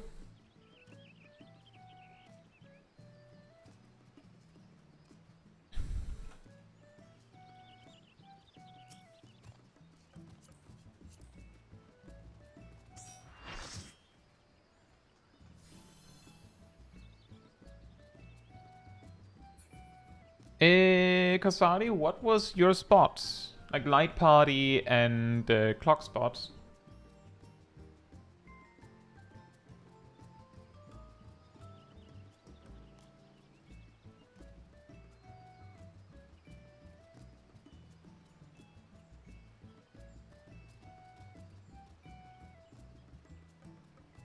Two and light party 2. Oh, okay. Do you know what that means, Agent Monica?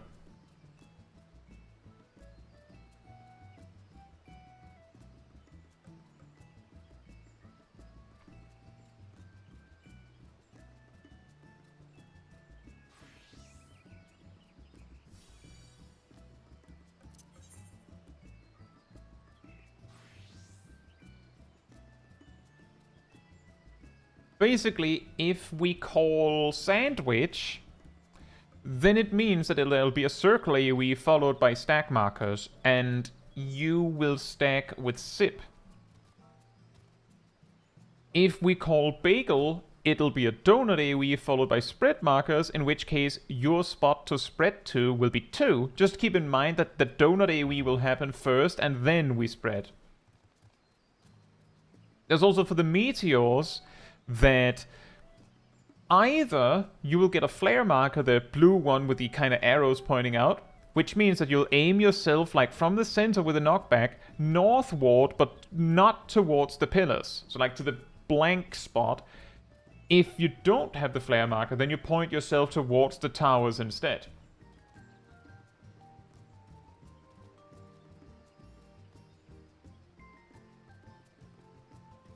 I'm not sure if you got the rest of the mechanics.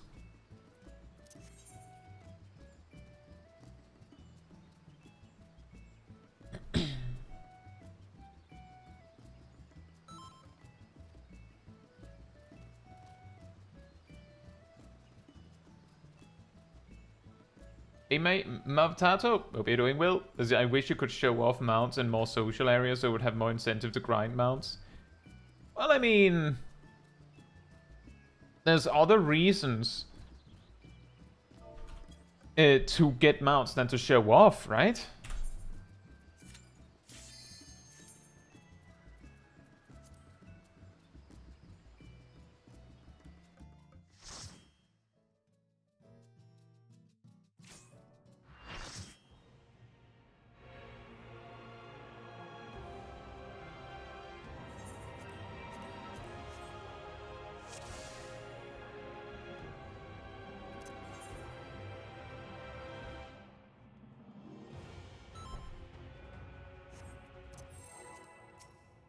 Yeah, that is true. You can't mount up in cities, and I guess, like you can't mount up inside a house. So like that leaves a lot of blind spots, one could say. If you would oppose our crusade, then come. But know that none shall deny us salvation. This place shall be your tomb.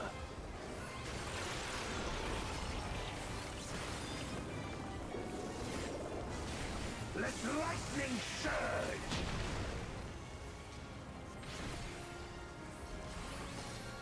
I will free us from the wheel.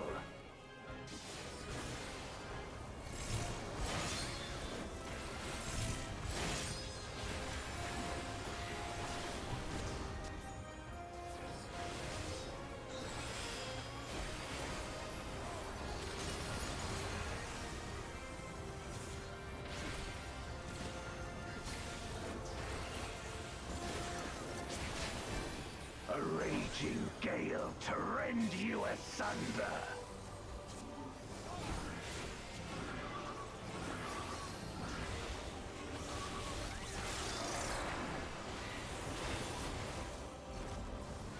Where my rime-kissed blades.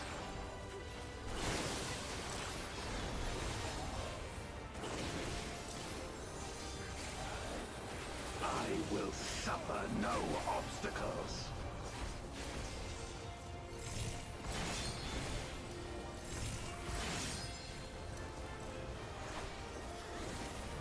No matter the foe, I will stay the course.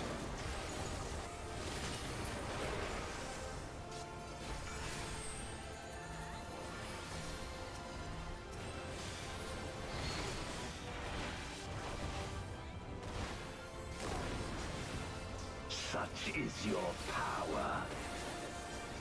Yes. Yes. Come forth, my servant of shadow. With abyssal dark and hero's blade, I bring my people liberation. Such is your power. You shall know true terror.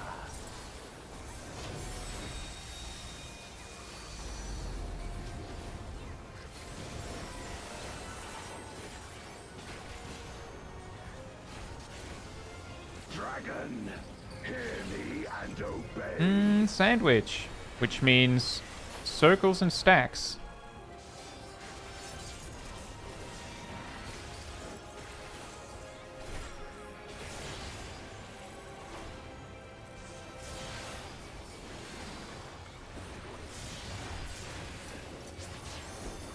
Crush them.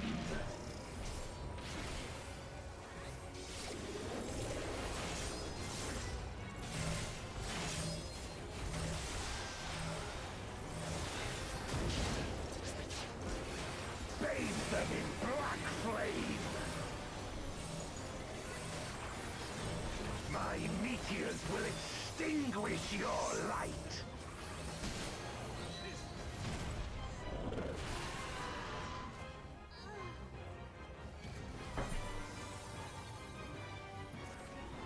I don't think we're making this. Come forth, my servant of shadow.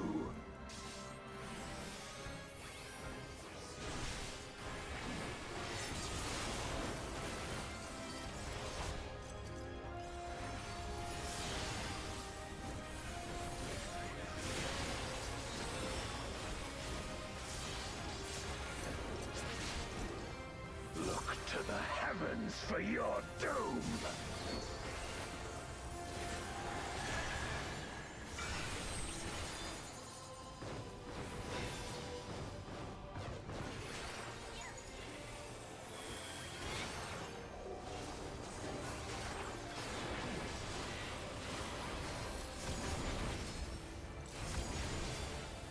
Oh. Oh. Huh. The hallowed ground save, I guess.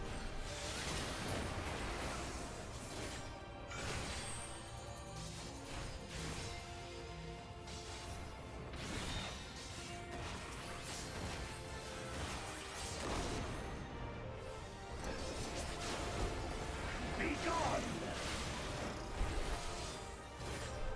I didn't see what this one was.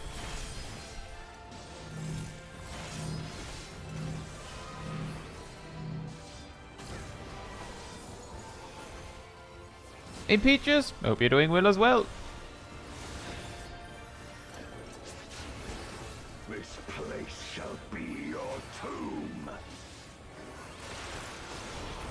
Where my rime-kicked blades.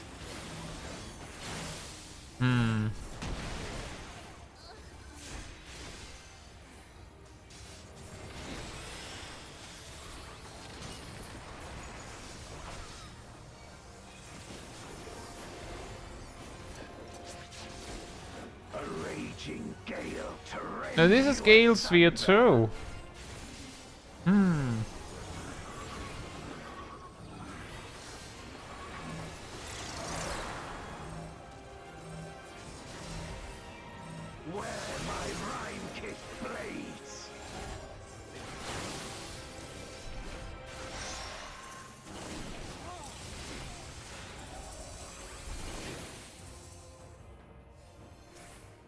And no mount. For all of that. Yeah, for the meteors, just reiterating, Agent Monica, it doesn't matter whether you get the marker or not. You'll always point northward. So it's either to the blank spot or to the towers.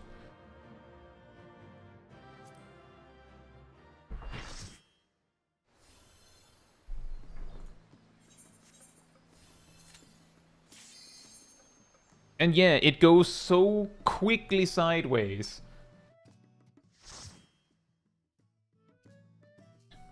Your donut sandwich and bagel calls make my teeth itch. We'll make it reality. We'll make it reality. The oops, all food raid callouts. Like some sort of raid leader pack.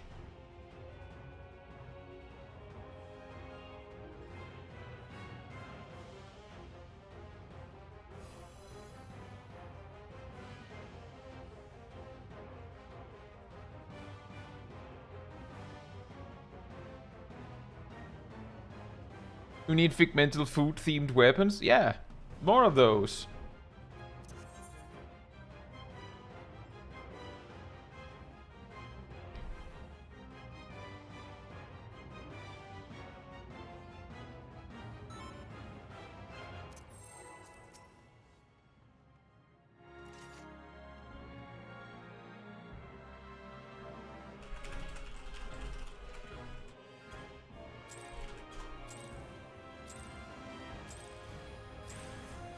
If you would oppose our crusade, then come.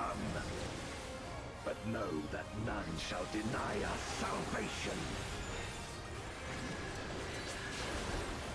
This place shall be your tomb.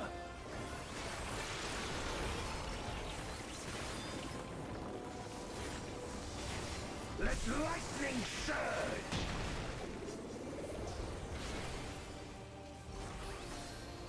I will free us from the wheel.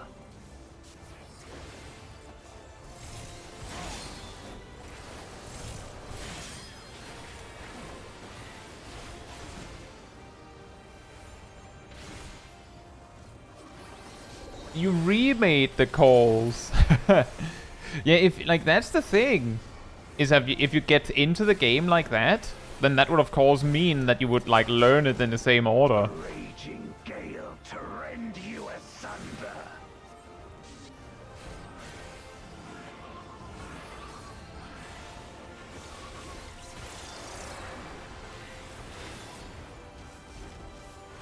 Where my rime-kissed blades.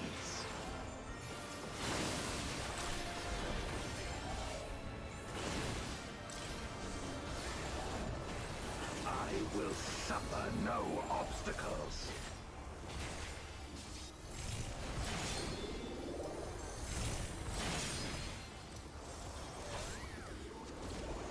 No matter the foe, I will stay the course.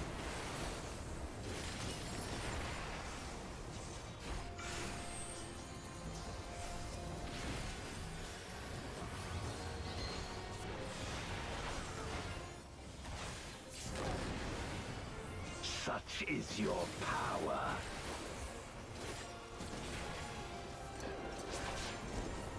Come forth, my servant of shadow.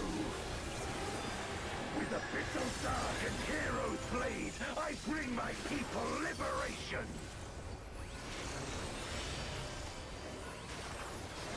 You shall know true terror.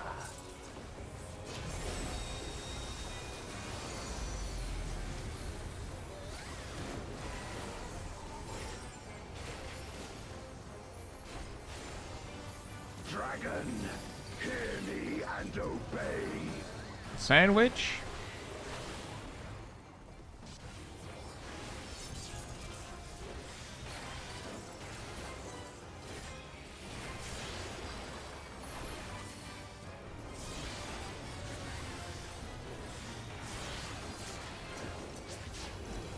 Crush them.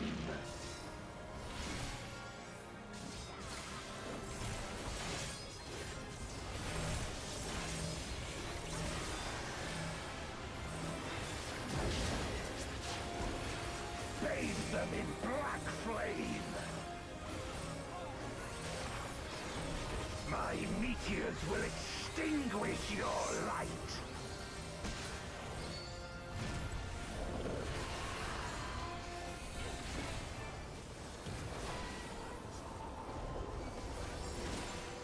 You wretch! He is pretty healthy. Come forth, my servant of shadow! It'll be bagels, but hopefully not.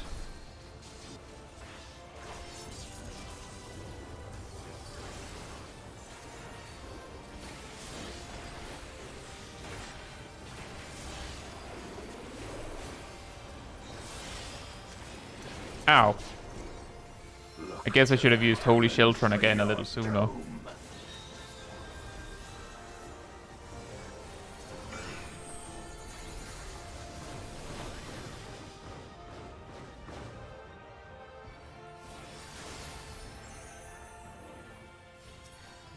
Mount!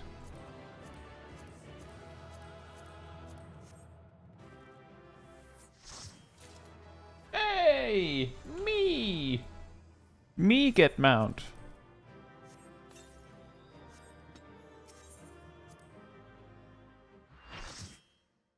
I'd phase when Kai doesn't want bagels. Well, I was hoping that the fight would clear before that.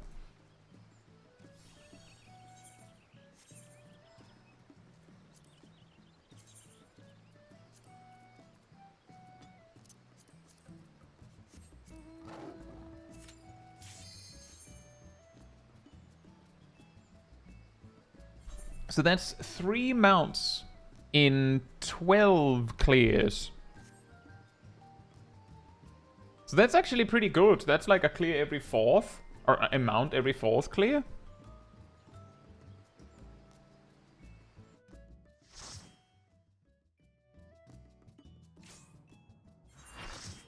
I don't think it's good enough for us all to get mounts tonight, but it is pretty good. Like, we have seen a lot worse.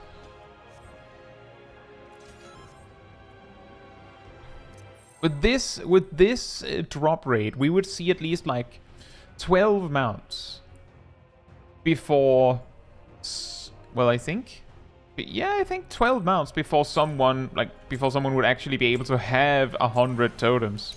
If you would oppose our crusade, then come.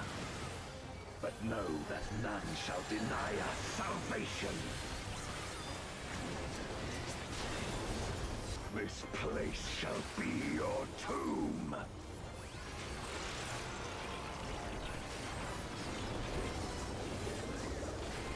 Let lightning surge. I wonder how much is the shipping to the moon? Not even just to the moon, a specific moon. I will free us from the wheel.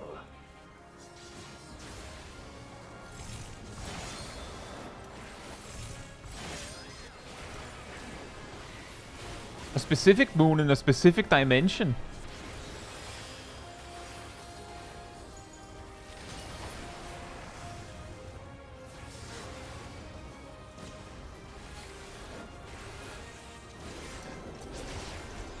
A raging gale to rend you asunder.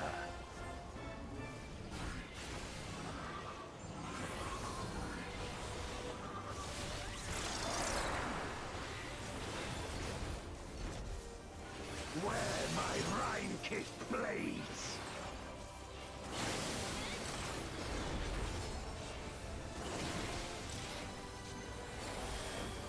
I will suffer no obstacles.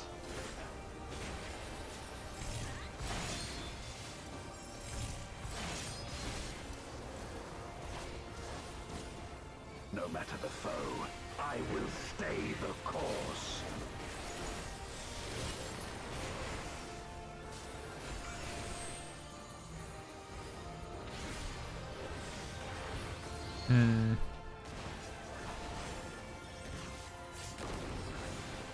Such is your power.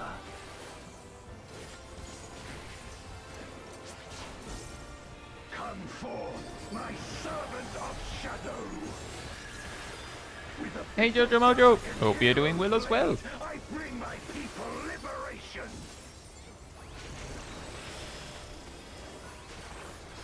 You shall know true terror.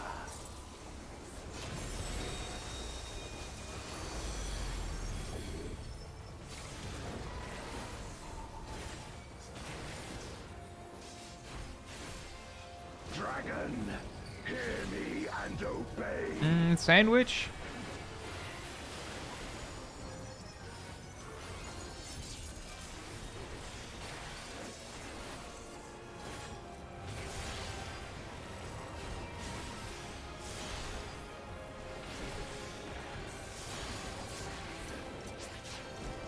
Crush them.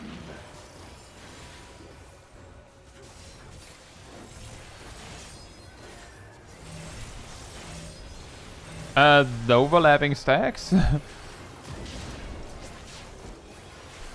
them in black flame. My meteors will extinguish your light.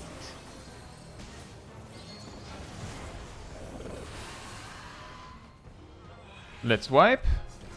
What happened? You wretch.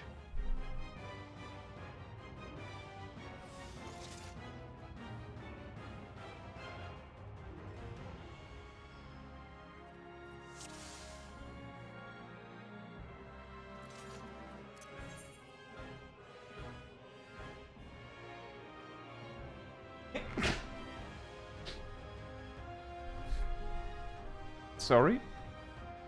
It is a pretty fun fight on normal.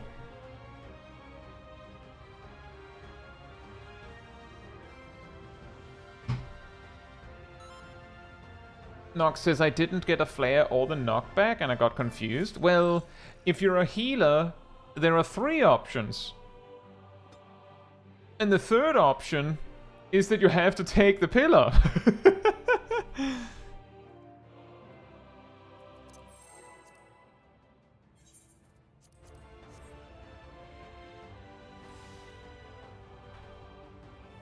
But it sounds like it was a yeah, exactly. It was a case of Square Enix RNG. When they give you the same specific configuration like 50 times in a row, and then they do something else. They could have done it all along, they just decided to wait long enough that you got confused. This place shall be your tomb.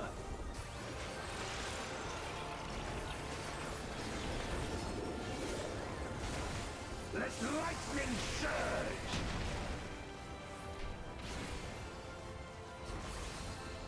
I will free us from the wheel.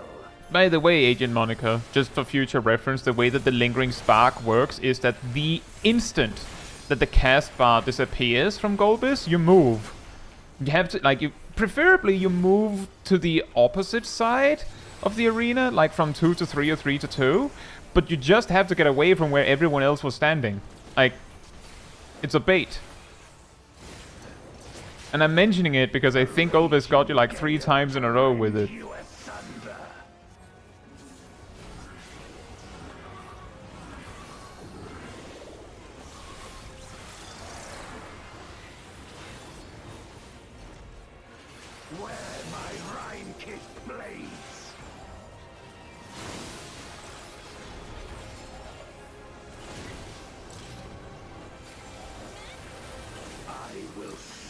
No obstacles.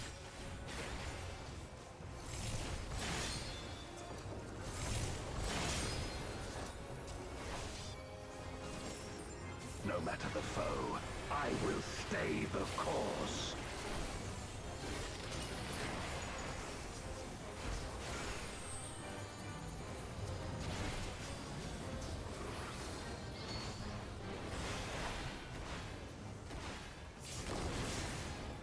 Such is your power.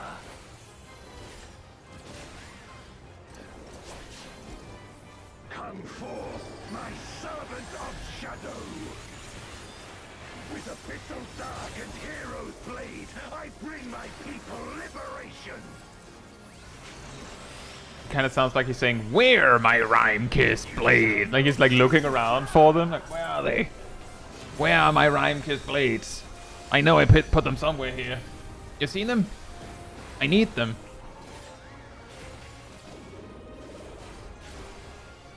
Dragon, hear me and obey. Bagel?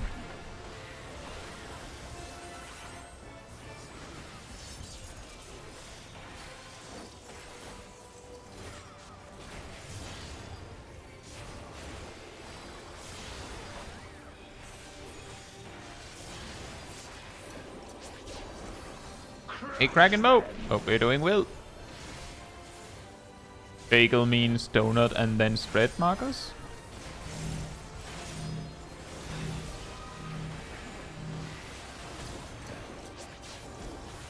Bathe them in black flame. My meteors will extinguish your light.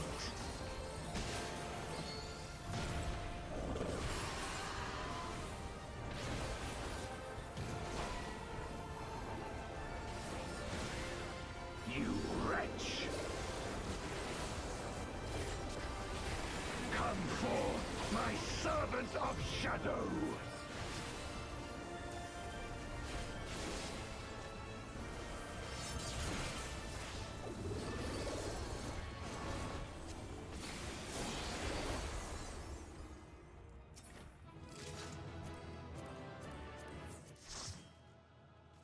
Agony says it might just be a coincidence, but his Rime-Kissed blade looks just like Ice 3 in FF4. Isn't Golbez from FF4?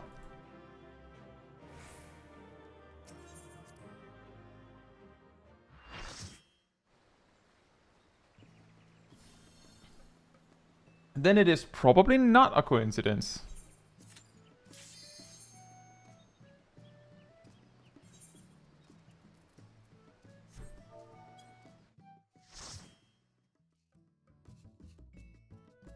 It is funny that he goes, "Where are my Rime-Kissed blades?" And what he's actually casting is Ice 3.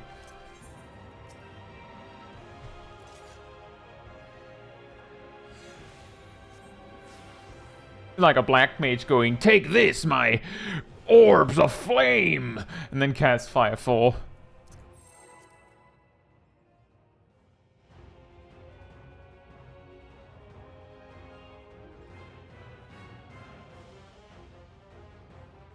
He just wants to make it feel more special. Right. If you would oppose our crusade, then come. But know that none shall deny us salvation. Like describing what it looks like when you do a move in like D&D or something. Shall be your tomb. Makes it sound way cooler. But you're all still just casting Fireball, I guess. It's when the cast finishes, Agent Monica. Not when it starts. And also Blade.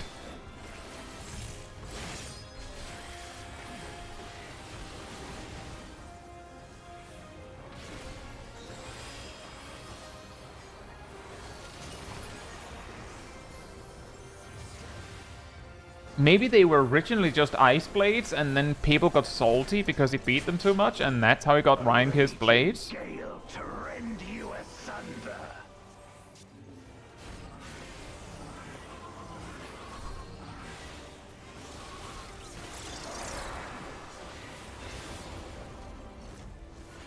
Where my Rime-Kissed blades?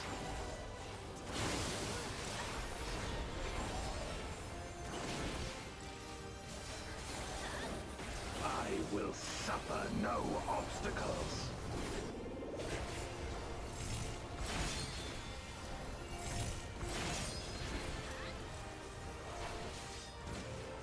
No matter the foe, I will stay the course.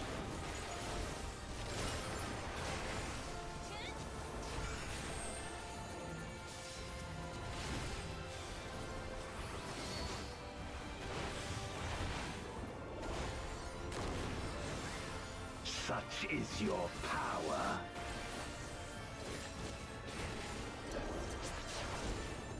Come forth, my servant of shadow. With abyssal dark and hero's blade, I bring my people liberation.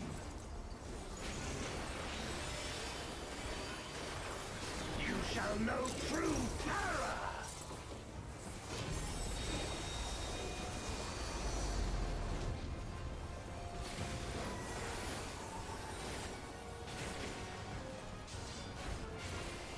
Dragon, hear me and obey. Bagels?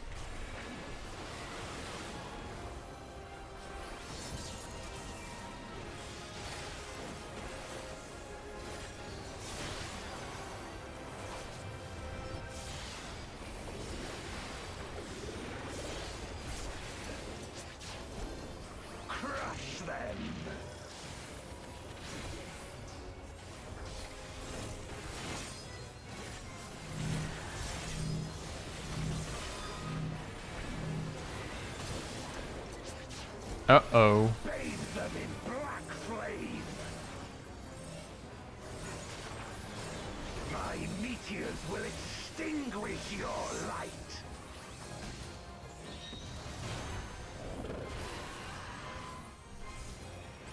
The idea was good, Rust, but you made it to the wrong tower. You wretch. Come forth, my servant of shadow.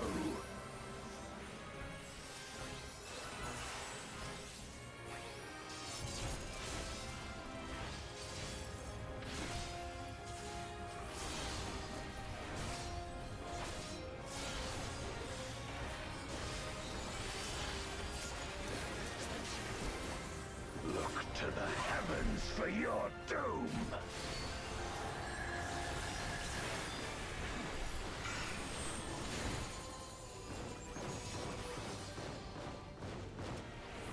Oh, whoops.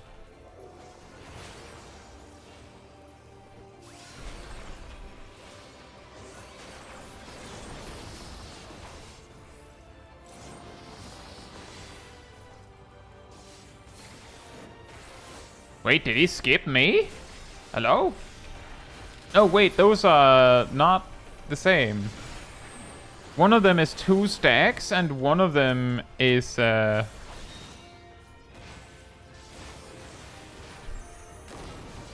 Oh. One of them is 2 stacks, and one of them is roll stacks.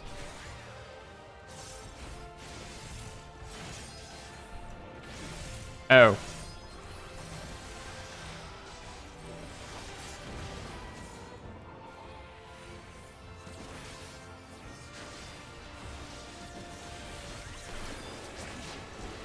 This place shall be your tomb. Where my Rhine-kicked blades. Hmm.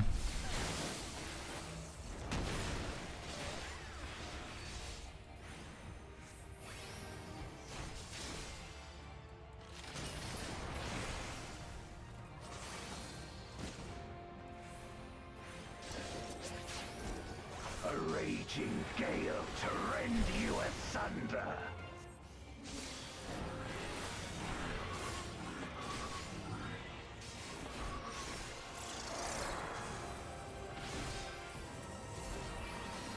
Where my Rhine-kicked blades.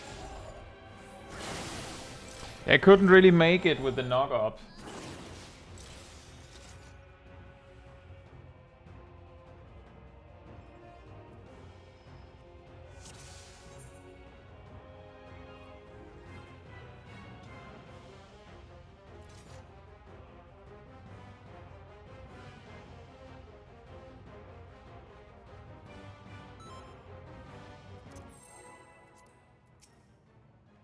And we try again.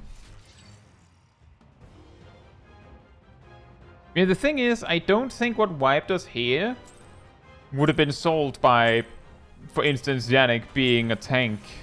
That was not the problem. But know that none shall deny us salvation. Like, once again, the thing that actually wiped us was the mechanic leading up to meteors. Let lightning surge.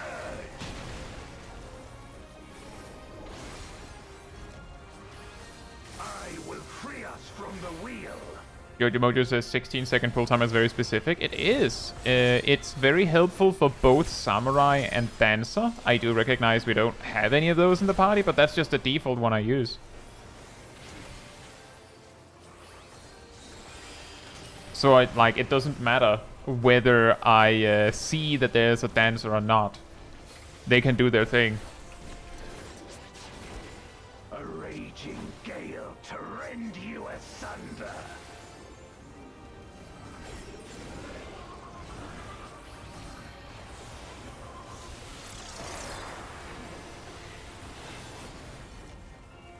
Where my Rhine-kicked blades.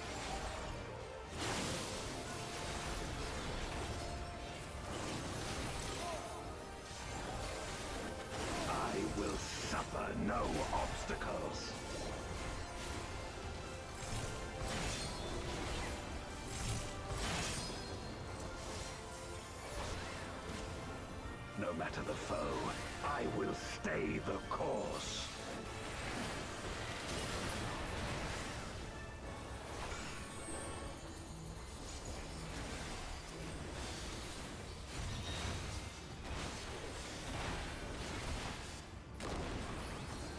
Such is your power.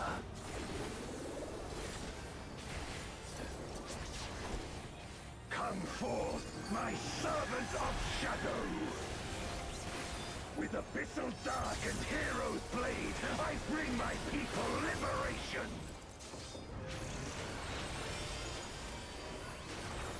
You shall know true terror!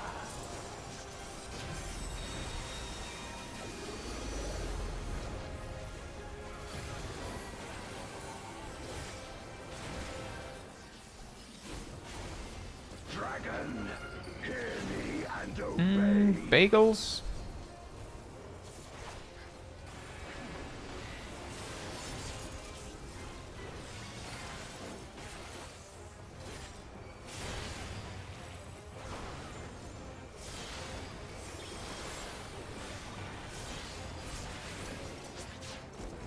Crush them!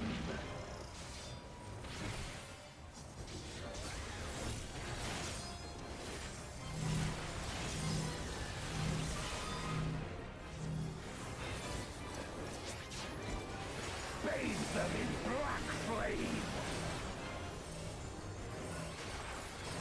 My meteors will extinguish your light!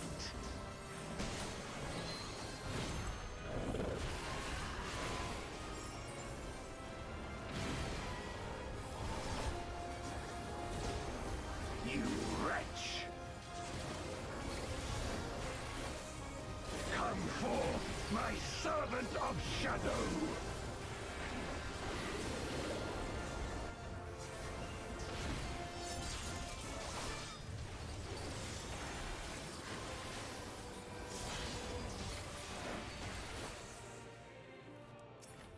Nope. No mount.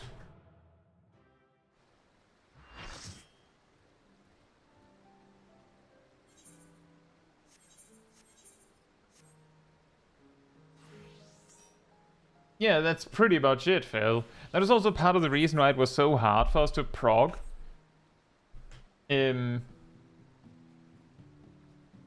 past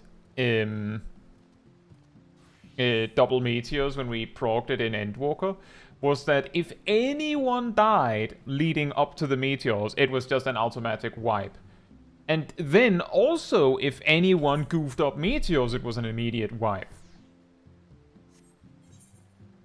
So it was like really annoying.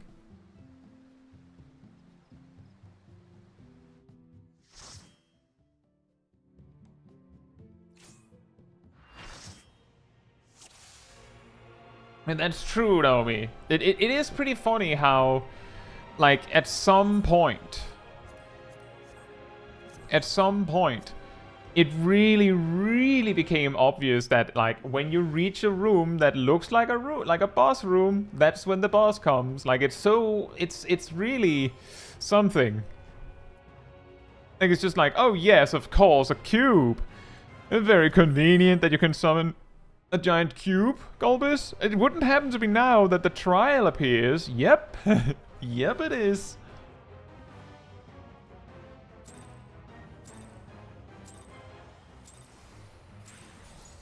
If you would oppose our crusade, then come.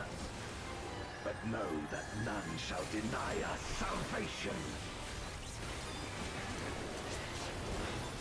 This place shall be your tomb.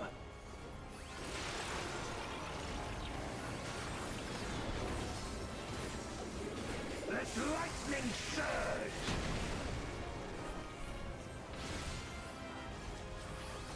I will free us from the wheel.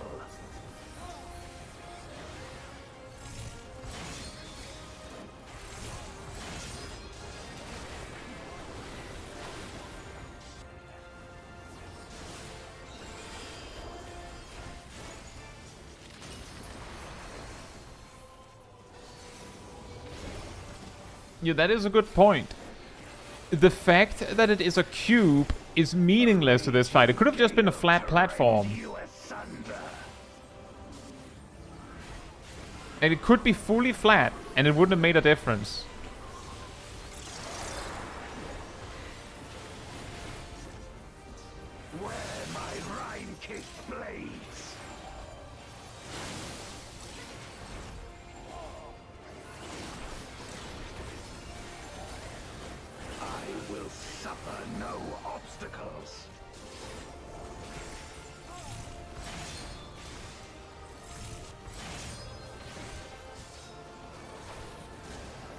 No matter the foe, I will stay the course.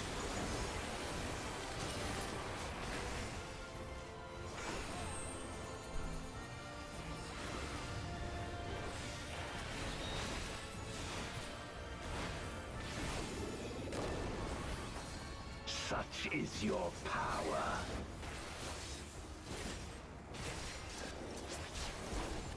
Come forth, my servant of shadow. With abyssal dark and hero's blade. It is Minecraft merge, don't judge. I made this myself. I designed it in Minecraft. What do you think? It's pretty good, right? It's a cube. Yeah, it's from Minecraft. What did you expect? I mean, I've seen some crazy things, so... let's see, it's a sandwich.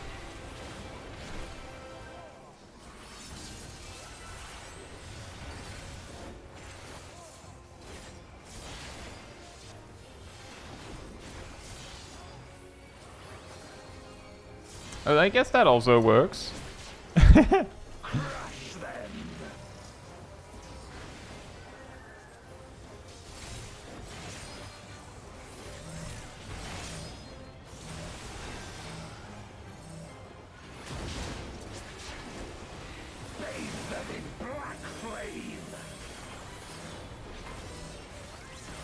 My meteors will extinguish your light.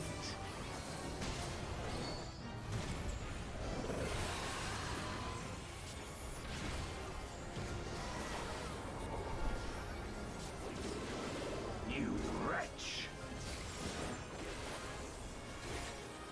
Come forth, my servant of shadow. And this time we have a bagel, assuming it actually comes through.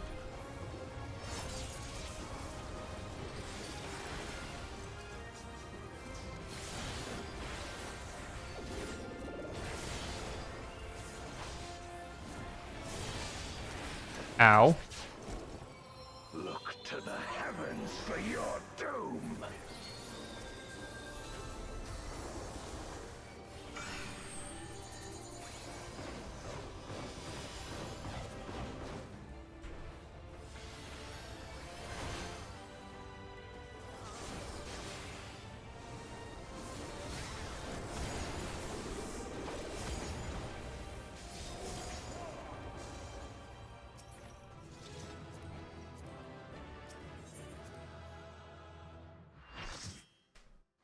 I bet you can run Doom in that arena. You probably can. You can run Doom on anything, right?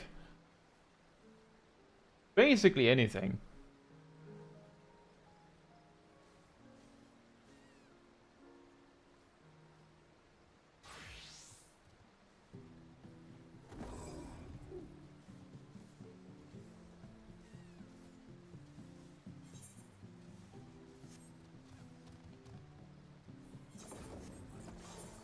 I had a mind to go until the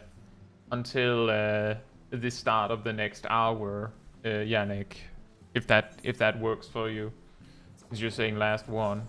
It would just be like a few more, I think, depending on how lucky we are.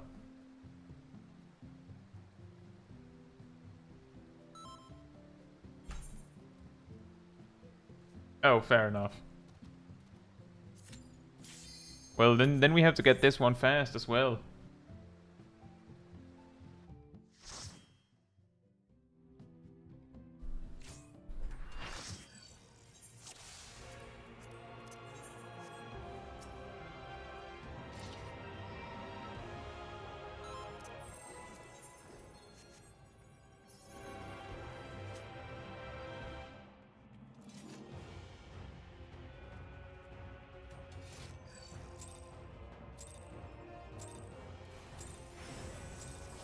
would oppose our Whoops. crusade, then come. But know that none shall deny us salvation.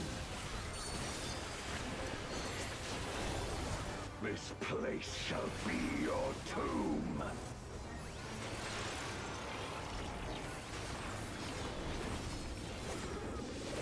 Let lightning surge!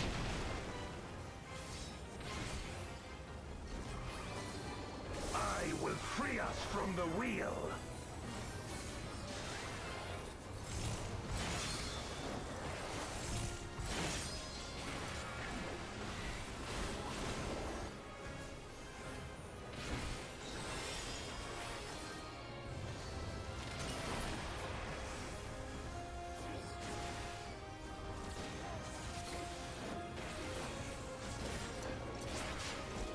A raging gale to rend you asunder.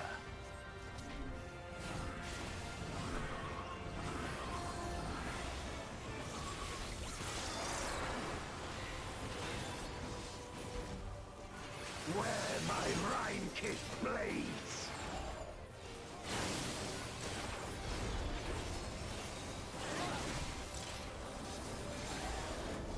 I will suffer no obstacles.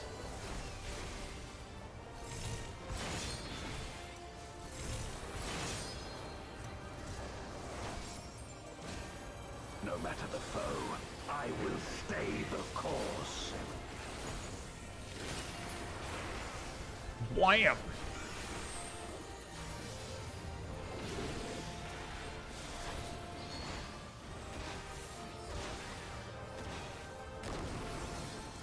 Such is your power.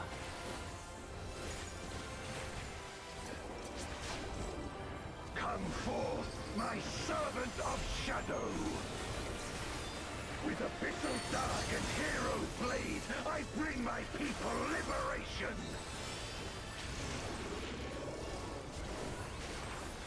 You shall know true terror.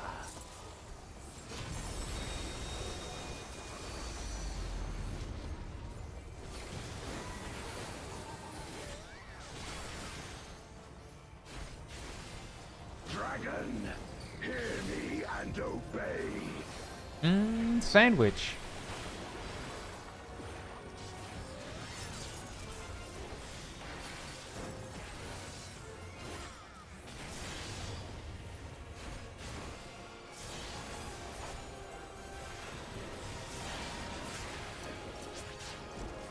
Crush them.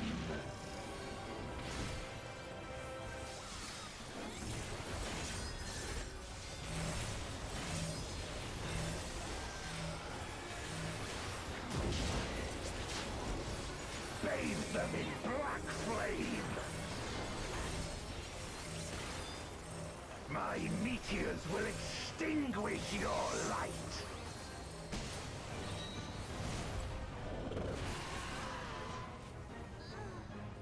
Uh-oh. You wretch. Come forth, my servant. By the way, this is a bagel, but this is going to hurt a lot on me, so I hope other people have something they can provide me to help me live.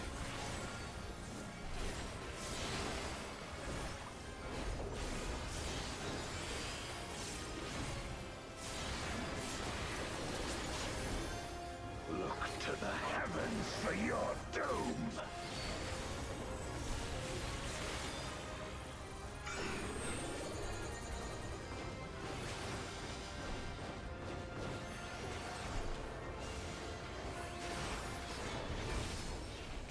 I think this is rolls.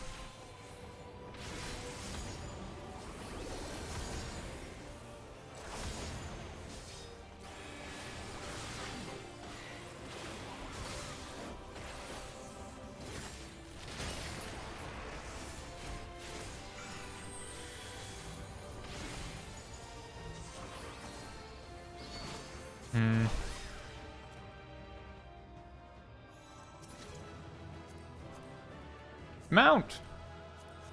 Blade 3 says, do bodies or HP totals count more for meteor stack mechanics? If it's a stack, as in a stack marker, then the damage is usually spread evenly between all the players, so it's a mix. Like, both, in a way. Like, sometimes 2 tanks can take a stack marker, and if it's not tanks, then you might need, like, if it's not only tanks, you might need 4 or 5 even, like, depending on the stack. And this, of course, includes unsynced situations. Like, most synced situations, you don't need 5, like, randomly. For the meteors in this fight, the only thing that matters, the only thing is that you have at least the number of people in the towers that you need. And that the flare stacks are not, the flare markers are not too close.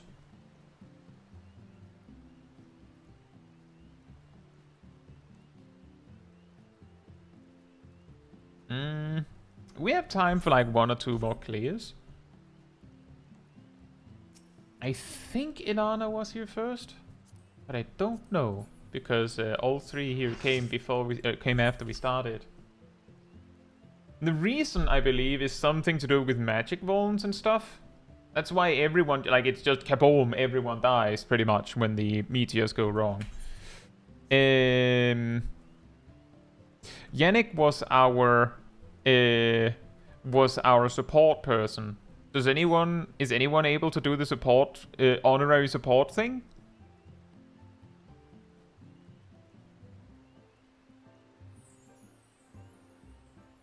And also, what was Yannick's light party and spread marker?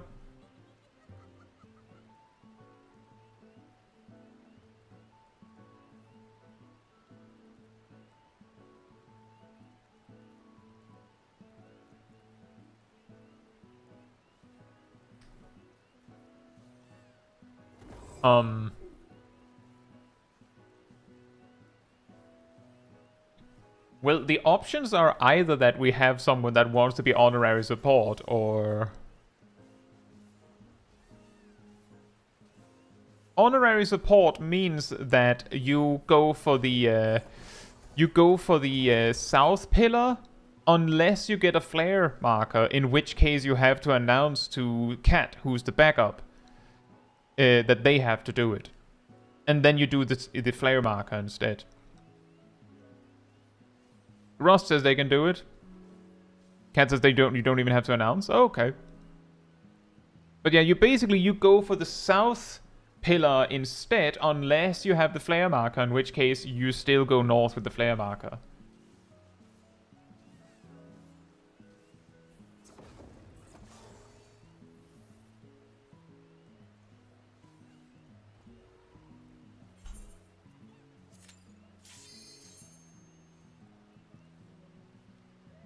And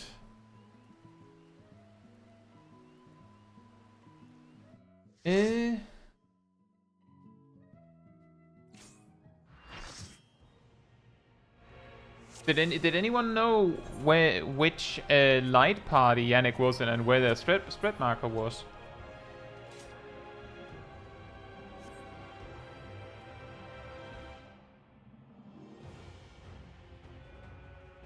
Zip's party, so 2.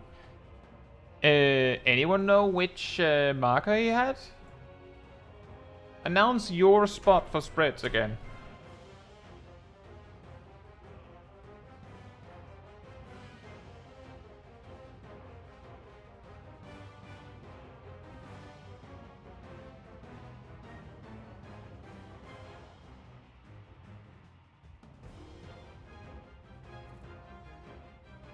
We're missing 2 markers? Zip?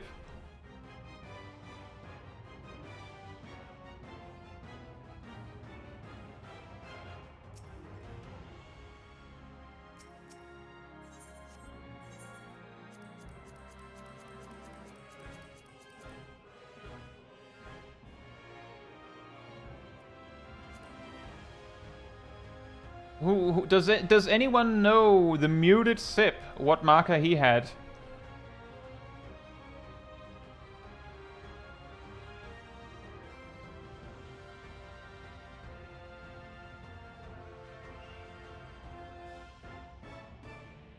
Hey Persos, hope you're doing well.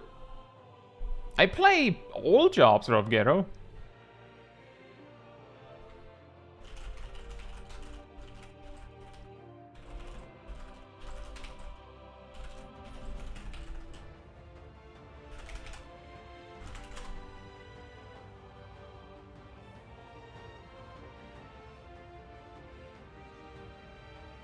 Rust is south, which is C.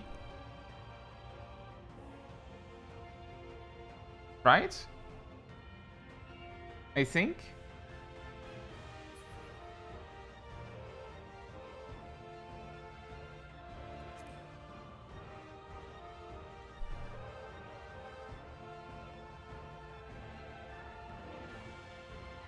It's not super important, we just need markers. We just need to agree on it. It doesn't matter that much.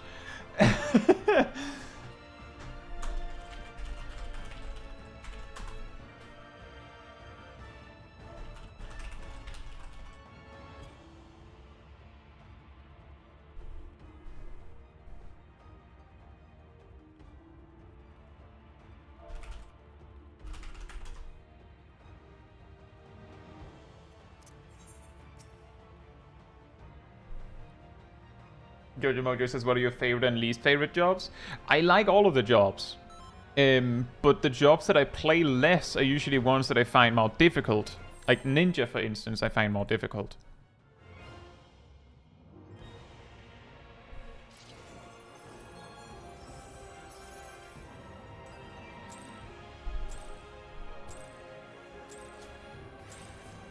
If you would oppose our crusade, then come. But know that none shall deny us salvation.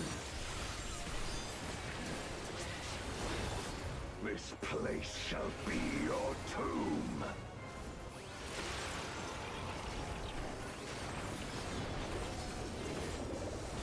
Let lightning surge!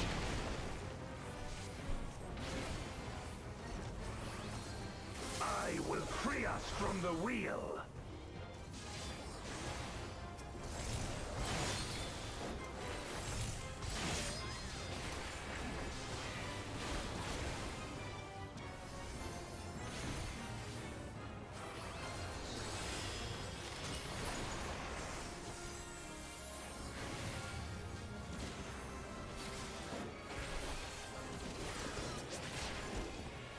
Raging gale to rend you asunder.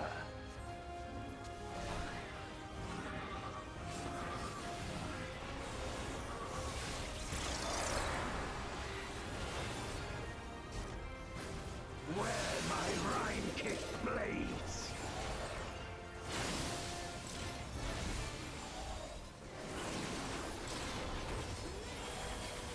I will suffer no obstacles.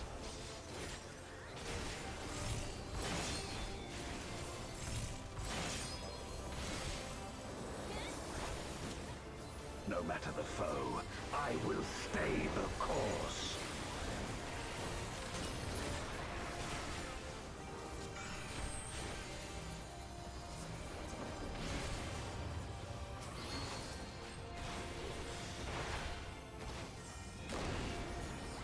Such is your power. But to your question, Jojo Mojo, I also very much like right now, in an ironic twist, I suppose, my favorite melee, and has been for a while, is Viper. Meanwhile, I don't like Ninja. You shall know true terror.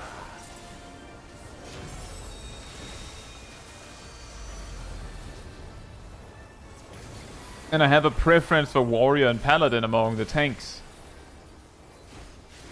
Dragon, hear me and obey. Sandwich?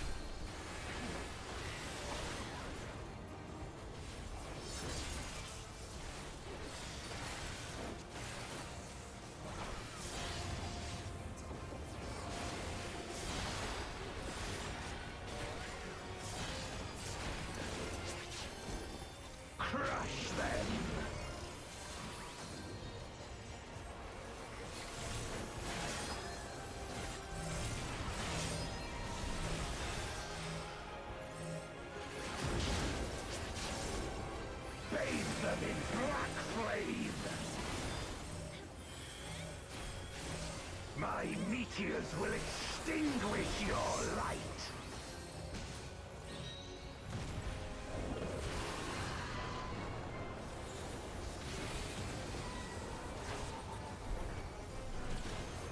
You wretch! Come forth, my servant of shadow! It'll be bagels if we get to that.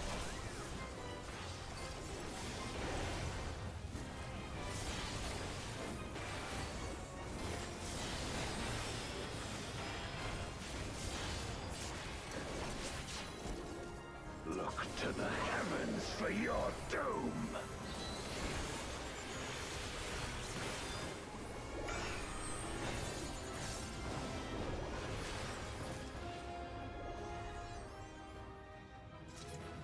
Nope.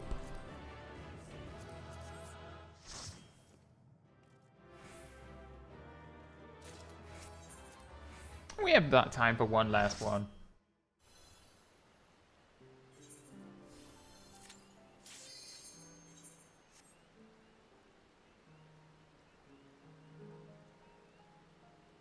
Jojo Mojo says I'd play Viper more if it had a dot.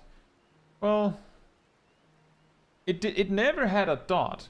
But the damage debuff thing it had in Noxious Nash, I can say that now that I've, like, the amount I've played it without it, I'll say, like, in retrospect, it didn't add that much. Yes, it added more, like, strategy to it a little bit, but I mean, it didn't change that much for the rotation.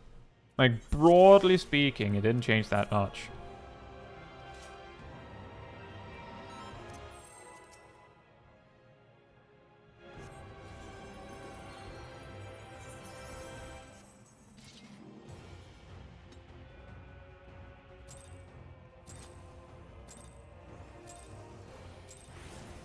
If you would oppose our crusade, then come. Yeah, I could see that, Nox, that it would be more interesting in low-level content, certainly. This place shall be your tomb.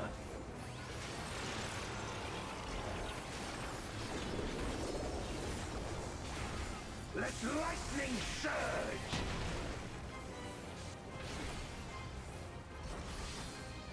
I will free us from the wheel.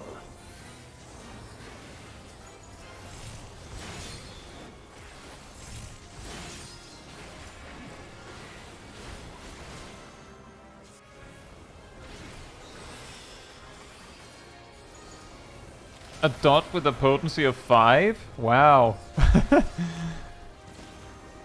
I feel like if that's what it would take, then I don't think that you really care that much about it having a dot. Like, if you really think about it.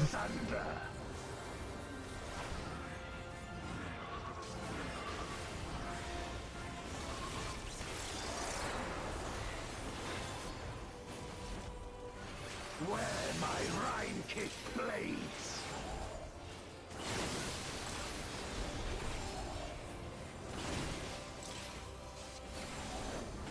I will suffer no obstacles.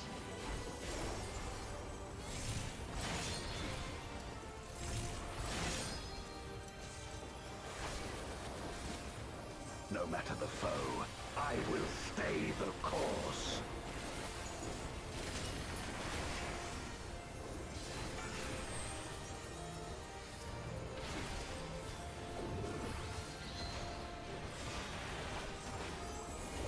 A Danish tank? Such Like is Danish as in the country or Danish as in the pastries? It's just a baker, but it's a tank for some reason. with a bit so dark and hero's blade, I bring my people liberation. Danish is in the country, then I don't know, like a Viking or something? You shall know true terror.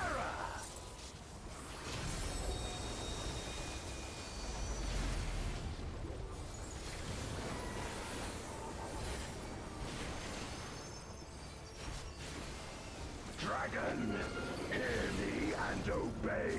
Bagels?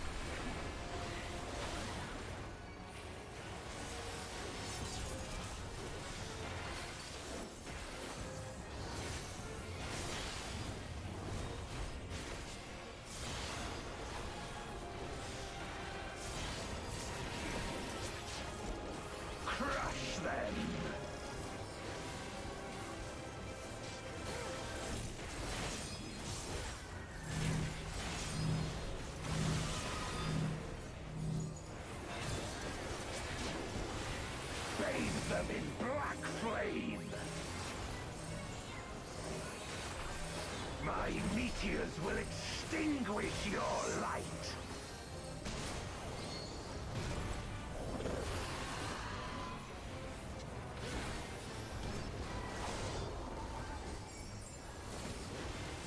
You get the soul crystal from Hildebrand's mom. The weapon is a giant pan.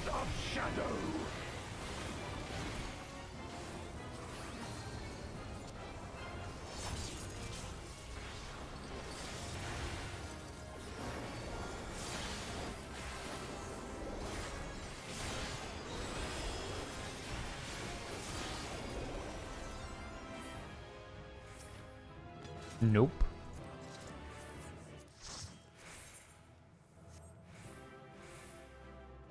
Well, that does look like one we'll have to return to.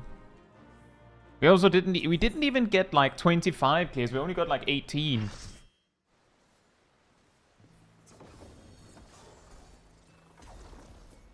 But 4 mounts in 18 clears is pretty good.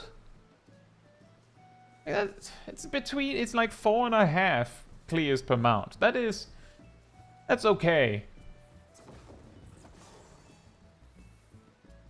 That's fast enough that a group of 8 would at least be able to get their mounts before they'd reach like needing to buy it with totems.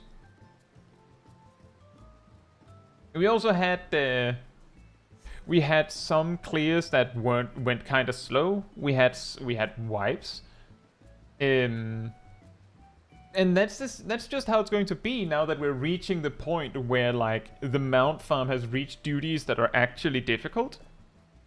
Like after Golbez, we have Abyssal Fracture, which, while it has less mechanics that matter, as far as I know, there is one and it matters a lot. To the point that if you don't get it exactly right, you wipe. Which is a pretty tall ask for Unsynced. Like, it's not like you can, like, half-seize it. Like, it's same as the meteors here. That if you get it wrong, like, kind of wrong, it hurts real bad. And then we also have Whitestone Black, a P8S, and we have P12S. So, and those are probably even harder as far as I recall. So, Zeromas, you can have people jump off when they can't make it. Well, can you? Because I actually remember when we did it once to unlock Mentor Roulette that someone jumped off at a specific time and then we died. I'm not sure what caused that, but I specifically recall that there was something that targeted a corpse. It is possible to skip on Zeromas in Unsynced. Oh! It's possible to skip the meteors now. Well, that does change things. When we did it, I believe it was still so early that the best gear most people had was like item level 700. That helps.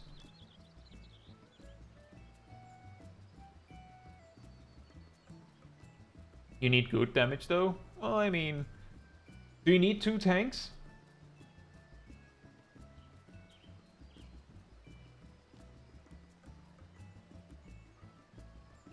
Right, like that, Orkney. Push it below 25% before a certain point, it'll skip straight to rend. Oh yeah, that's true. Abyssal Fracture, Zeromas had this weird thing with, like, they kind of went back to, like, HP thresholds. That was pretty funny.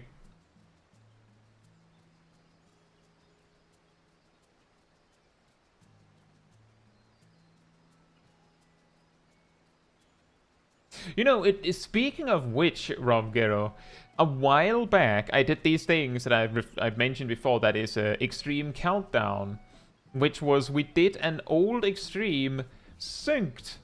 Like, not minimum item level or anything, just synced. But every time we cleared, we had to remove a player and go again until we couldn't anymore. And part of the reason why it kind of stopped was because we reached a point where it wasn't like, oh yeah, you can beat this one with like 6 people that are like, okay. It started to become like, you can beat it with 7 if everyone's playing perfectly, like exactly perfectly. And like, turns out that Zorvan, for instance, is actually hard. Like, just as is, the Extreme is actually not that easy. So just beating it with 8 required some effort from the group that we had put together. And it just became a DPS check, because, like, I believe we found that, like, you could beat it with, like, 6 or maybe even 5 players, because the limiting factor was that a specific mechanic, you needed, like, tank LB to survive. It didn't have to be LB3, but it had to be tank LB pretty much. But the next time the mechanic came about, and what I mean is, like, because you'd have to fail the mechanic because it was a body check. To survive it, you needed tank LB and, like, kitchen sink from everyone. Everyone uses everything they have. And the second time the mechanic comes, it must not go through. The boss has to die before that. Which meant that it wasn't really about, oh, well, you can beat the boss with, like, 5 players. It was like, I mean, if you have the DPS to beat the boss before this mechanic that is actually surprisingly early, then yeah, you can. Which meant that, like, it kind of lost its point there. I mean, it kind of missed the point.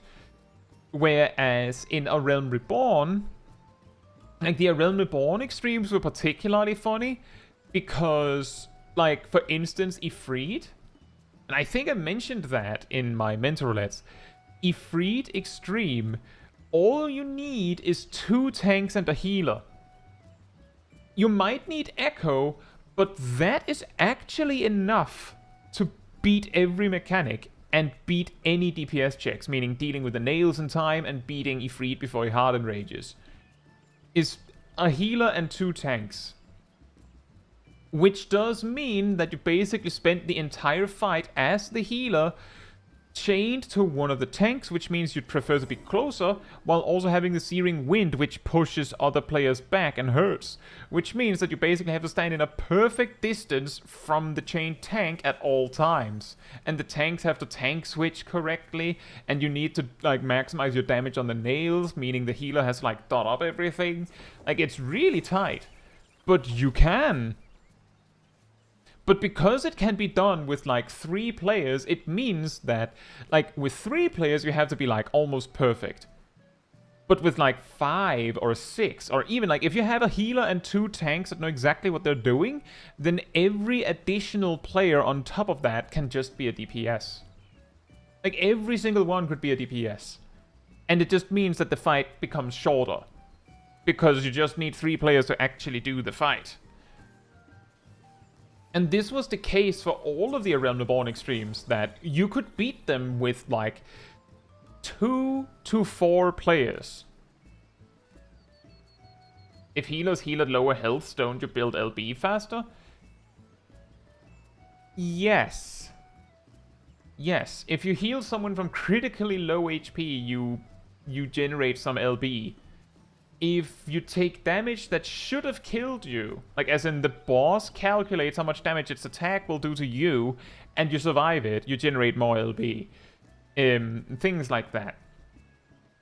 But for Zorvan, let's just say that I don't think you would be able to, like, basically doing that,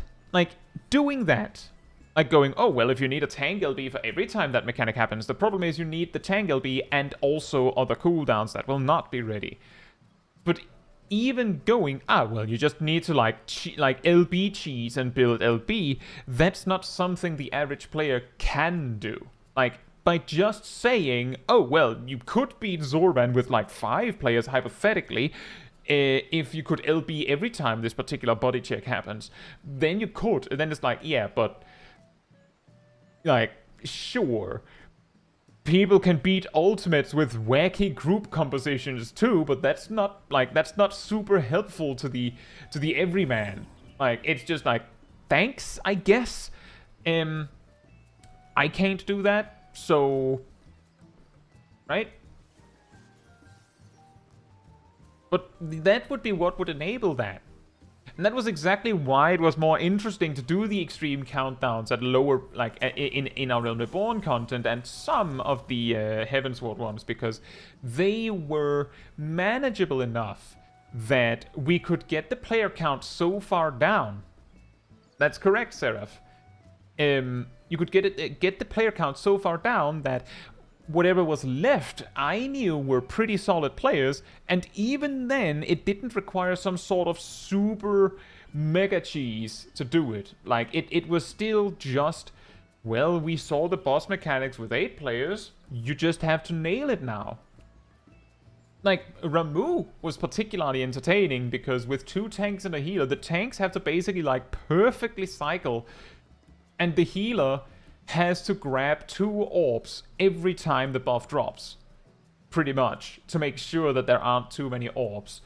And because Chaotic Strike works the way that it does, basically, the healer will be crowd controlled every time. And there was legitimately, to the point that I believe I had to use Adlo on myself every time I got targeted, like every time Chaotic Strike came, because if the random blue circles happen to overlap, then I would die most of the time. Like, it was basically like a combination of you have to play this perfectly for like 10 minutes, and also the boss could just randomly go, I win. Too bad.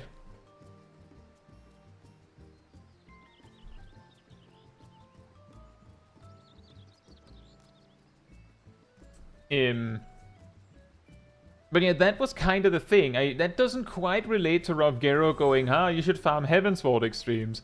But it does relate to it in the way that we have messed around with Heavensward, and even, like, Realm Reborn and Heavensward Extremes quite a lot. Just for the memes.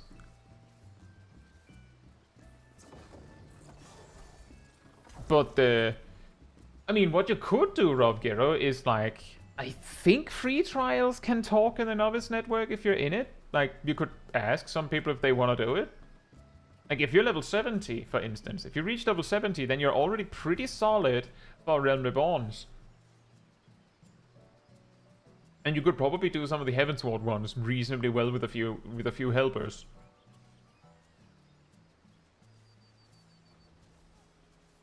And if one of the helpers happens to be like a mentor that is level 100, then easy game.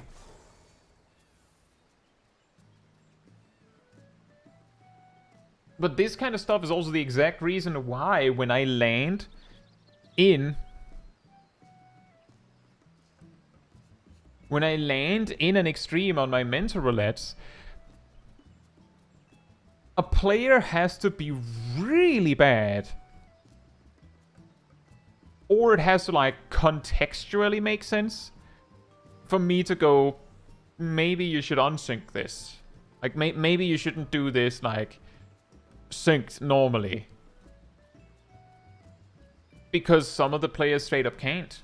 And some of the players are not there for free handouts. Like, it's funny how people will go through the MSQ and they'll have like a regular trial, right? And they'll queue for it and they'll do it. And then, like, the thing is, some of the trials are actually hard. Some of them can wipe you, absolutely.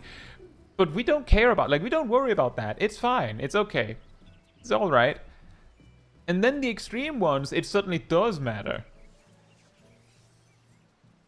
Unless you beat it first try.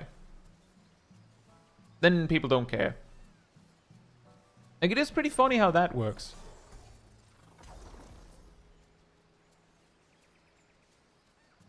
But there is, of course, also the argument that for regular trials, it has a bunch of people that are just queuing for trials. Like, people that specifically signed up for any trial. Whereas the extremes, there will be players that queued up for Mentor, but I've talked about this one before. a while back, maybe, and probably in a video format, but like, of the people that queue Mentor Roulette, there's one portion that queues Mentor Roulette just to queue Mentor Roulette. Like, they're queuing for anything. Like, for instance, me, I'll do whatever. It's fine. Then there's one portion who's queuing Mentor Roulette hoping for something specific. Like, there are some mentors that will leave specific kinds of duties. Notably, some will leave guild tests. Like, because they just CBA that. Like, they wanted a challenge. And then there's also others that leave other stuff. Or specifically, more precisely, they queued not to actually do content. They queued for this. And only this. Which means that if they land in a duty that is actually hard, where they might not get this, or this will take a while to get, they're not going to be very happy about that. That makes sense. Like, that makes sense. But that, of course, also means that when someone queues for something that is actually hard, and it then brings in mentors, then some of the mentors are going to not appreciate it. But I'll say from my end, just in case there's any free trial players or otherwise, that like looks at this and go, oh no, now I'm scared of queuing for an extreme. Like, I mean, my advice, I think I've mentioned this in my mentor roulettes. My advice on this is, if it is actually an extreme, do your homework. Like, actually look it up. And if you want to do it blind, then it goes through here. Like, it's not fair to the other strangers. And it's not fair to you either. Like, you're not going to get a real blind experience if you queue into it, because someone is going to basically, whether they say something or not, they're going to show you how the fight is done. So it's not blind. It's just lazy. So, like, if you're queuing for an extreme, do your homework. Figure out how the fight works. Like, read, watch a guide, I don't care. Obviously, a guide will never fully compensate for actually doing the content, ever. Like, you need to actually try it to really get it, but, you know, don't go in and be completely clueless and then expect a mentor to explain it, because you might not end up in a group with a single mentor. And if you do end up in a group with a mentor, the mentors are not obligated to know how the fight works. They're there to help the best way they can. And some of them will leave because they can't help. Like, the best way they can help is not be there. And some will help by just silently doing the mechanics right, because they are not good at explaining, and they're just helping. They're the pack filler, and normally they're decently good pack filler. So you have to do your homework. Preferably, you have also looked up like a guide of some sort on your job, so that you know for certain, at least at the level you are, that you know what you're doing. Like when you reach that kind of difficulty, yes, I do understand the appreciation for figuring it out yourself, but you figure it out yourself until you get to the hard content. So when you reach the hard content, now you're like, that's the exam, which means look up how to play your job at that level. See if you got it right. Right? It's only fair to everyone else. Oh, DPS expert roulette. Thank you, Aradil. But yeah, if you're queuing for an extreme, I would say, like, at some point, the extremes get too hard. Like, actually around this point and beyond, like, below this marker, like from Nidhogg and beyond, the extremes are too hard to just queue into. There are some outliers, like, for instance, Susano is actually surprisingly manageable. But, like, broadly speaking, after this point, it's going to be insanely hard, and most mentors, or at least a lot of mentors, will just leave on sight because they can't be done. Like, basically, the average player that queues into an extreme like Nidhogg didn't do their homework. If they did, it would be doable.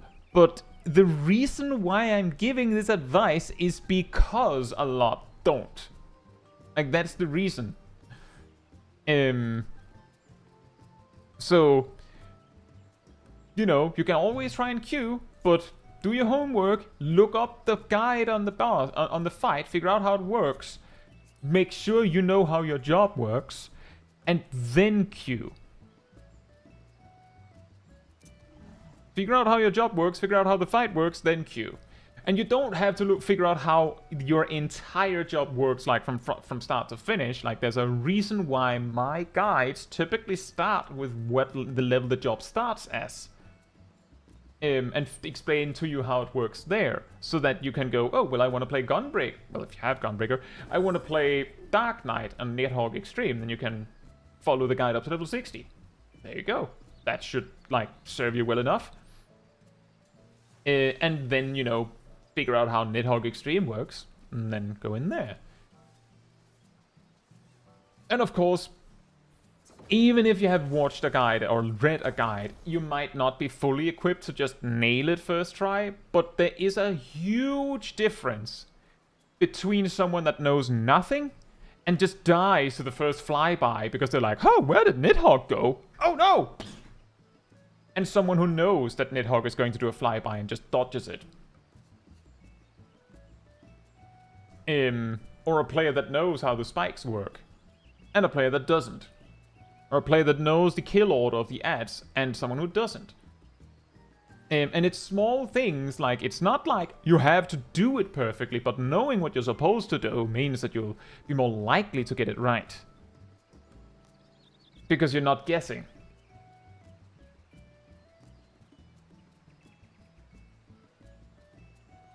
So, like, that's my advice. And that's also the reason why I don't exactly, that's why I don't really tell people that, oh, you shouldn't be queuing for an extreme. It really has to get down to the, like, get really bad for me to suggest that.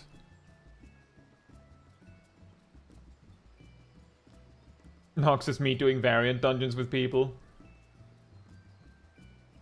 Trying to do Shadowbringers Extreme 3 with a Curebot healer ain't nothing saving that. Yeah, exactly.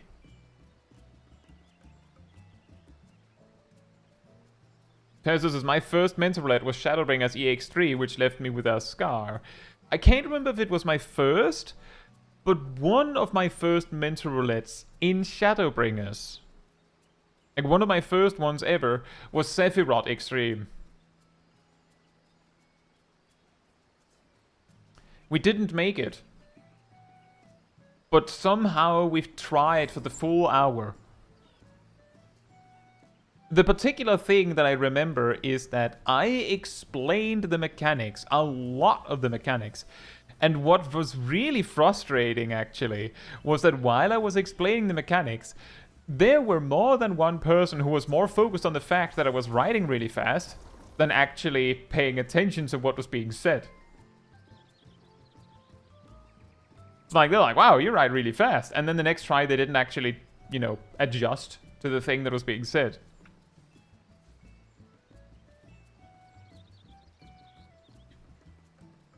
But nowadays, if you have enough echo and people damage a lot, like do enough damage, then you can skip the wind elemental thing with the knock-up and all that on Sephiroth Extreme with some echo.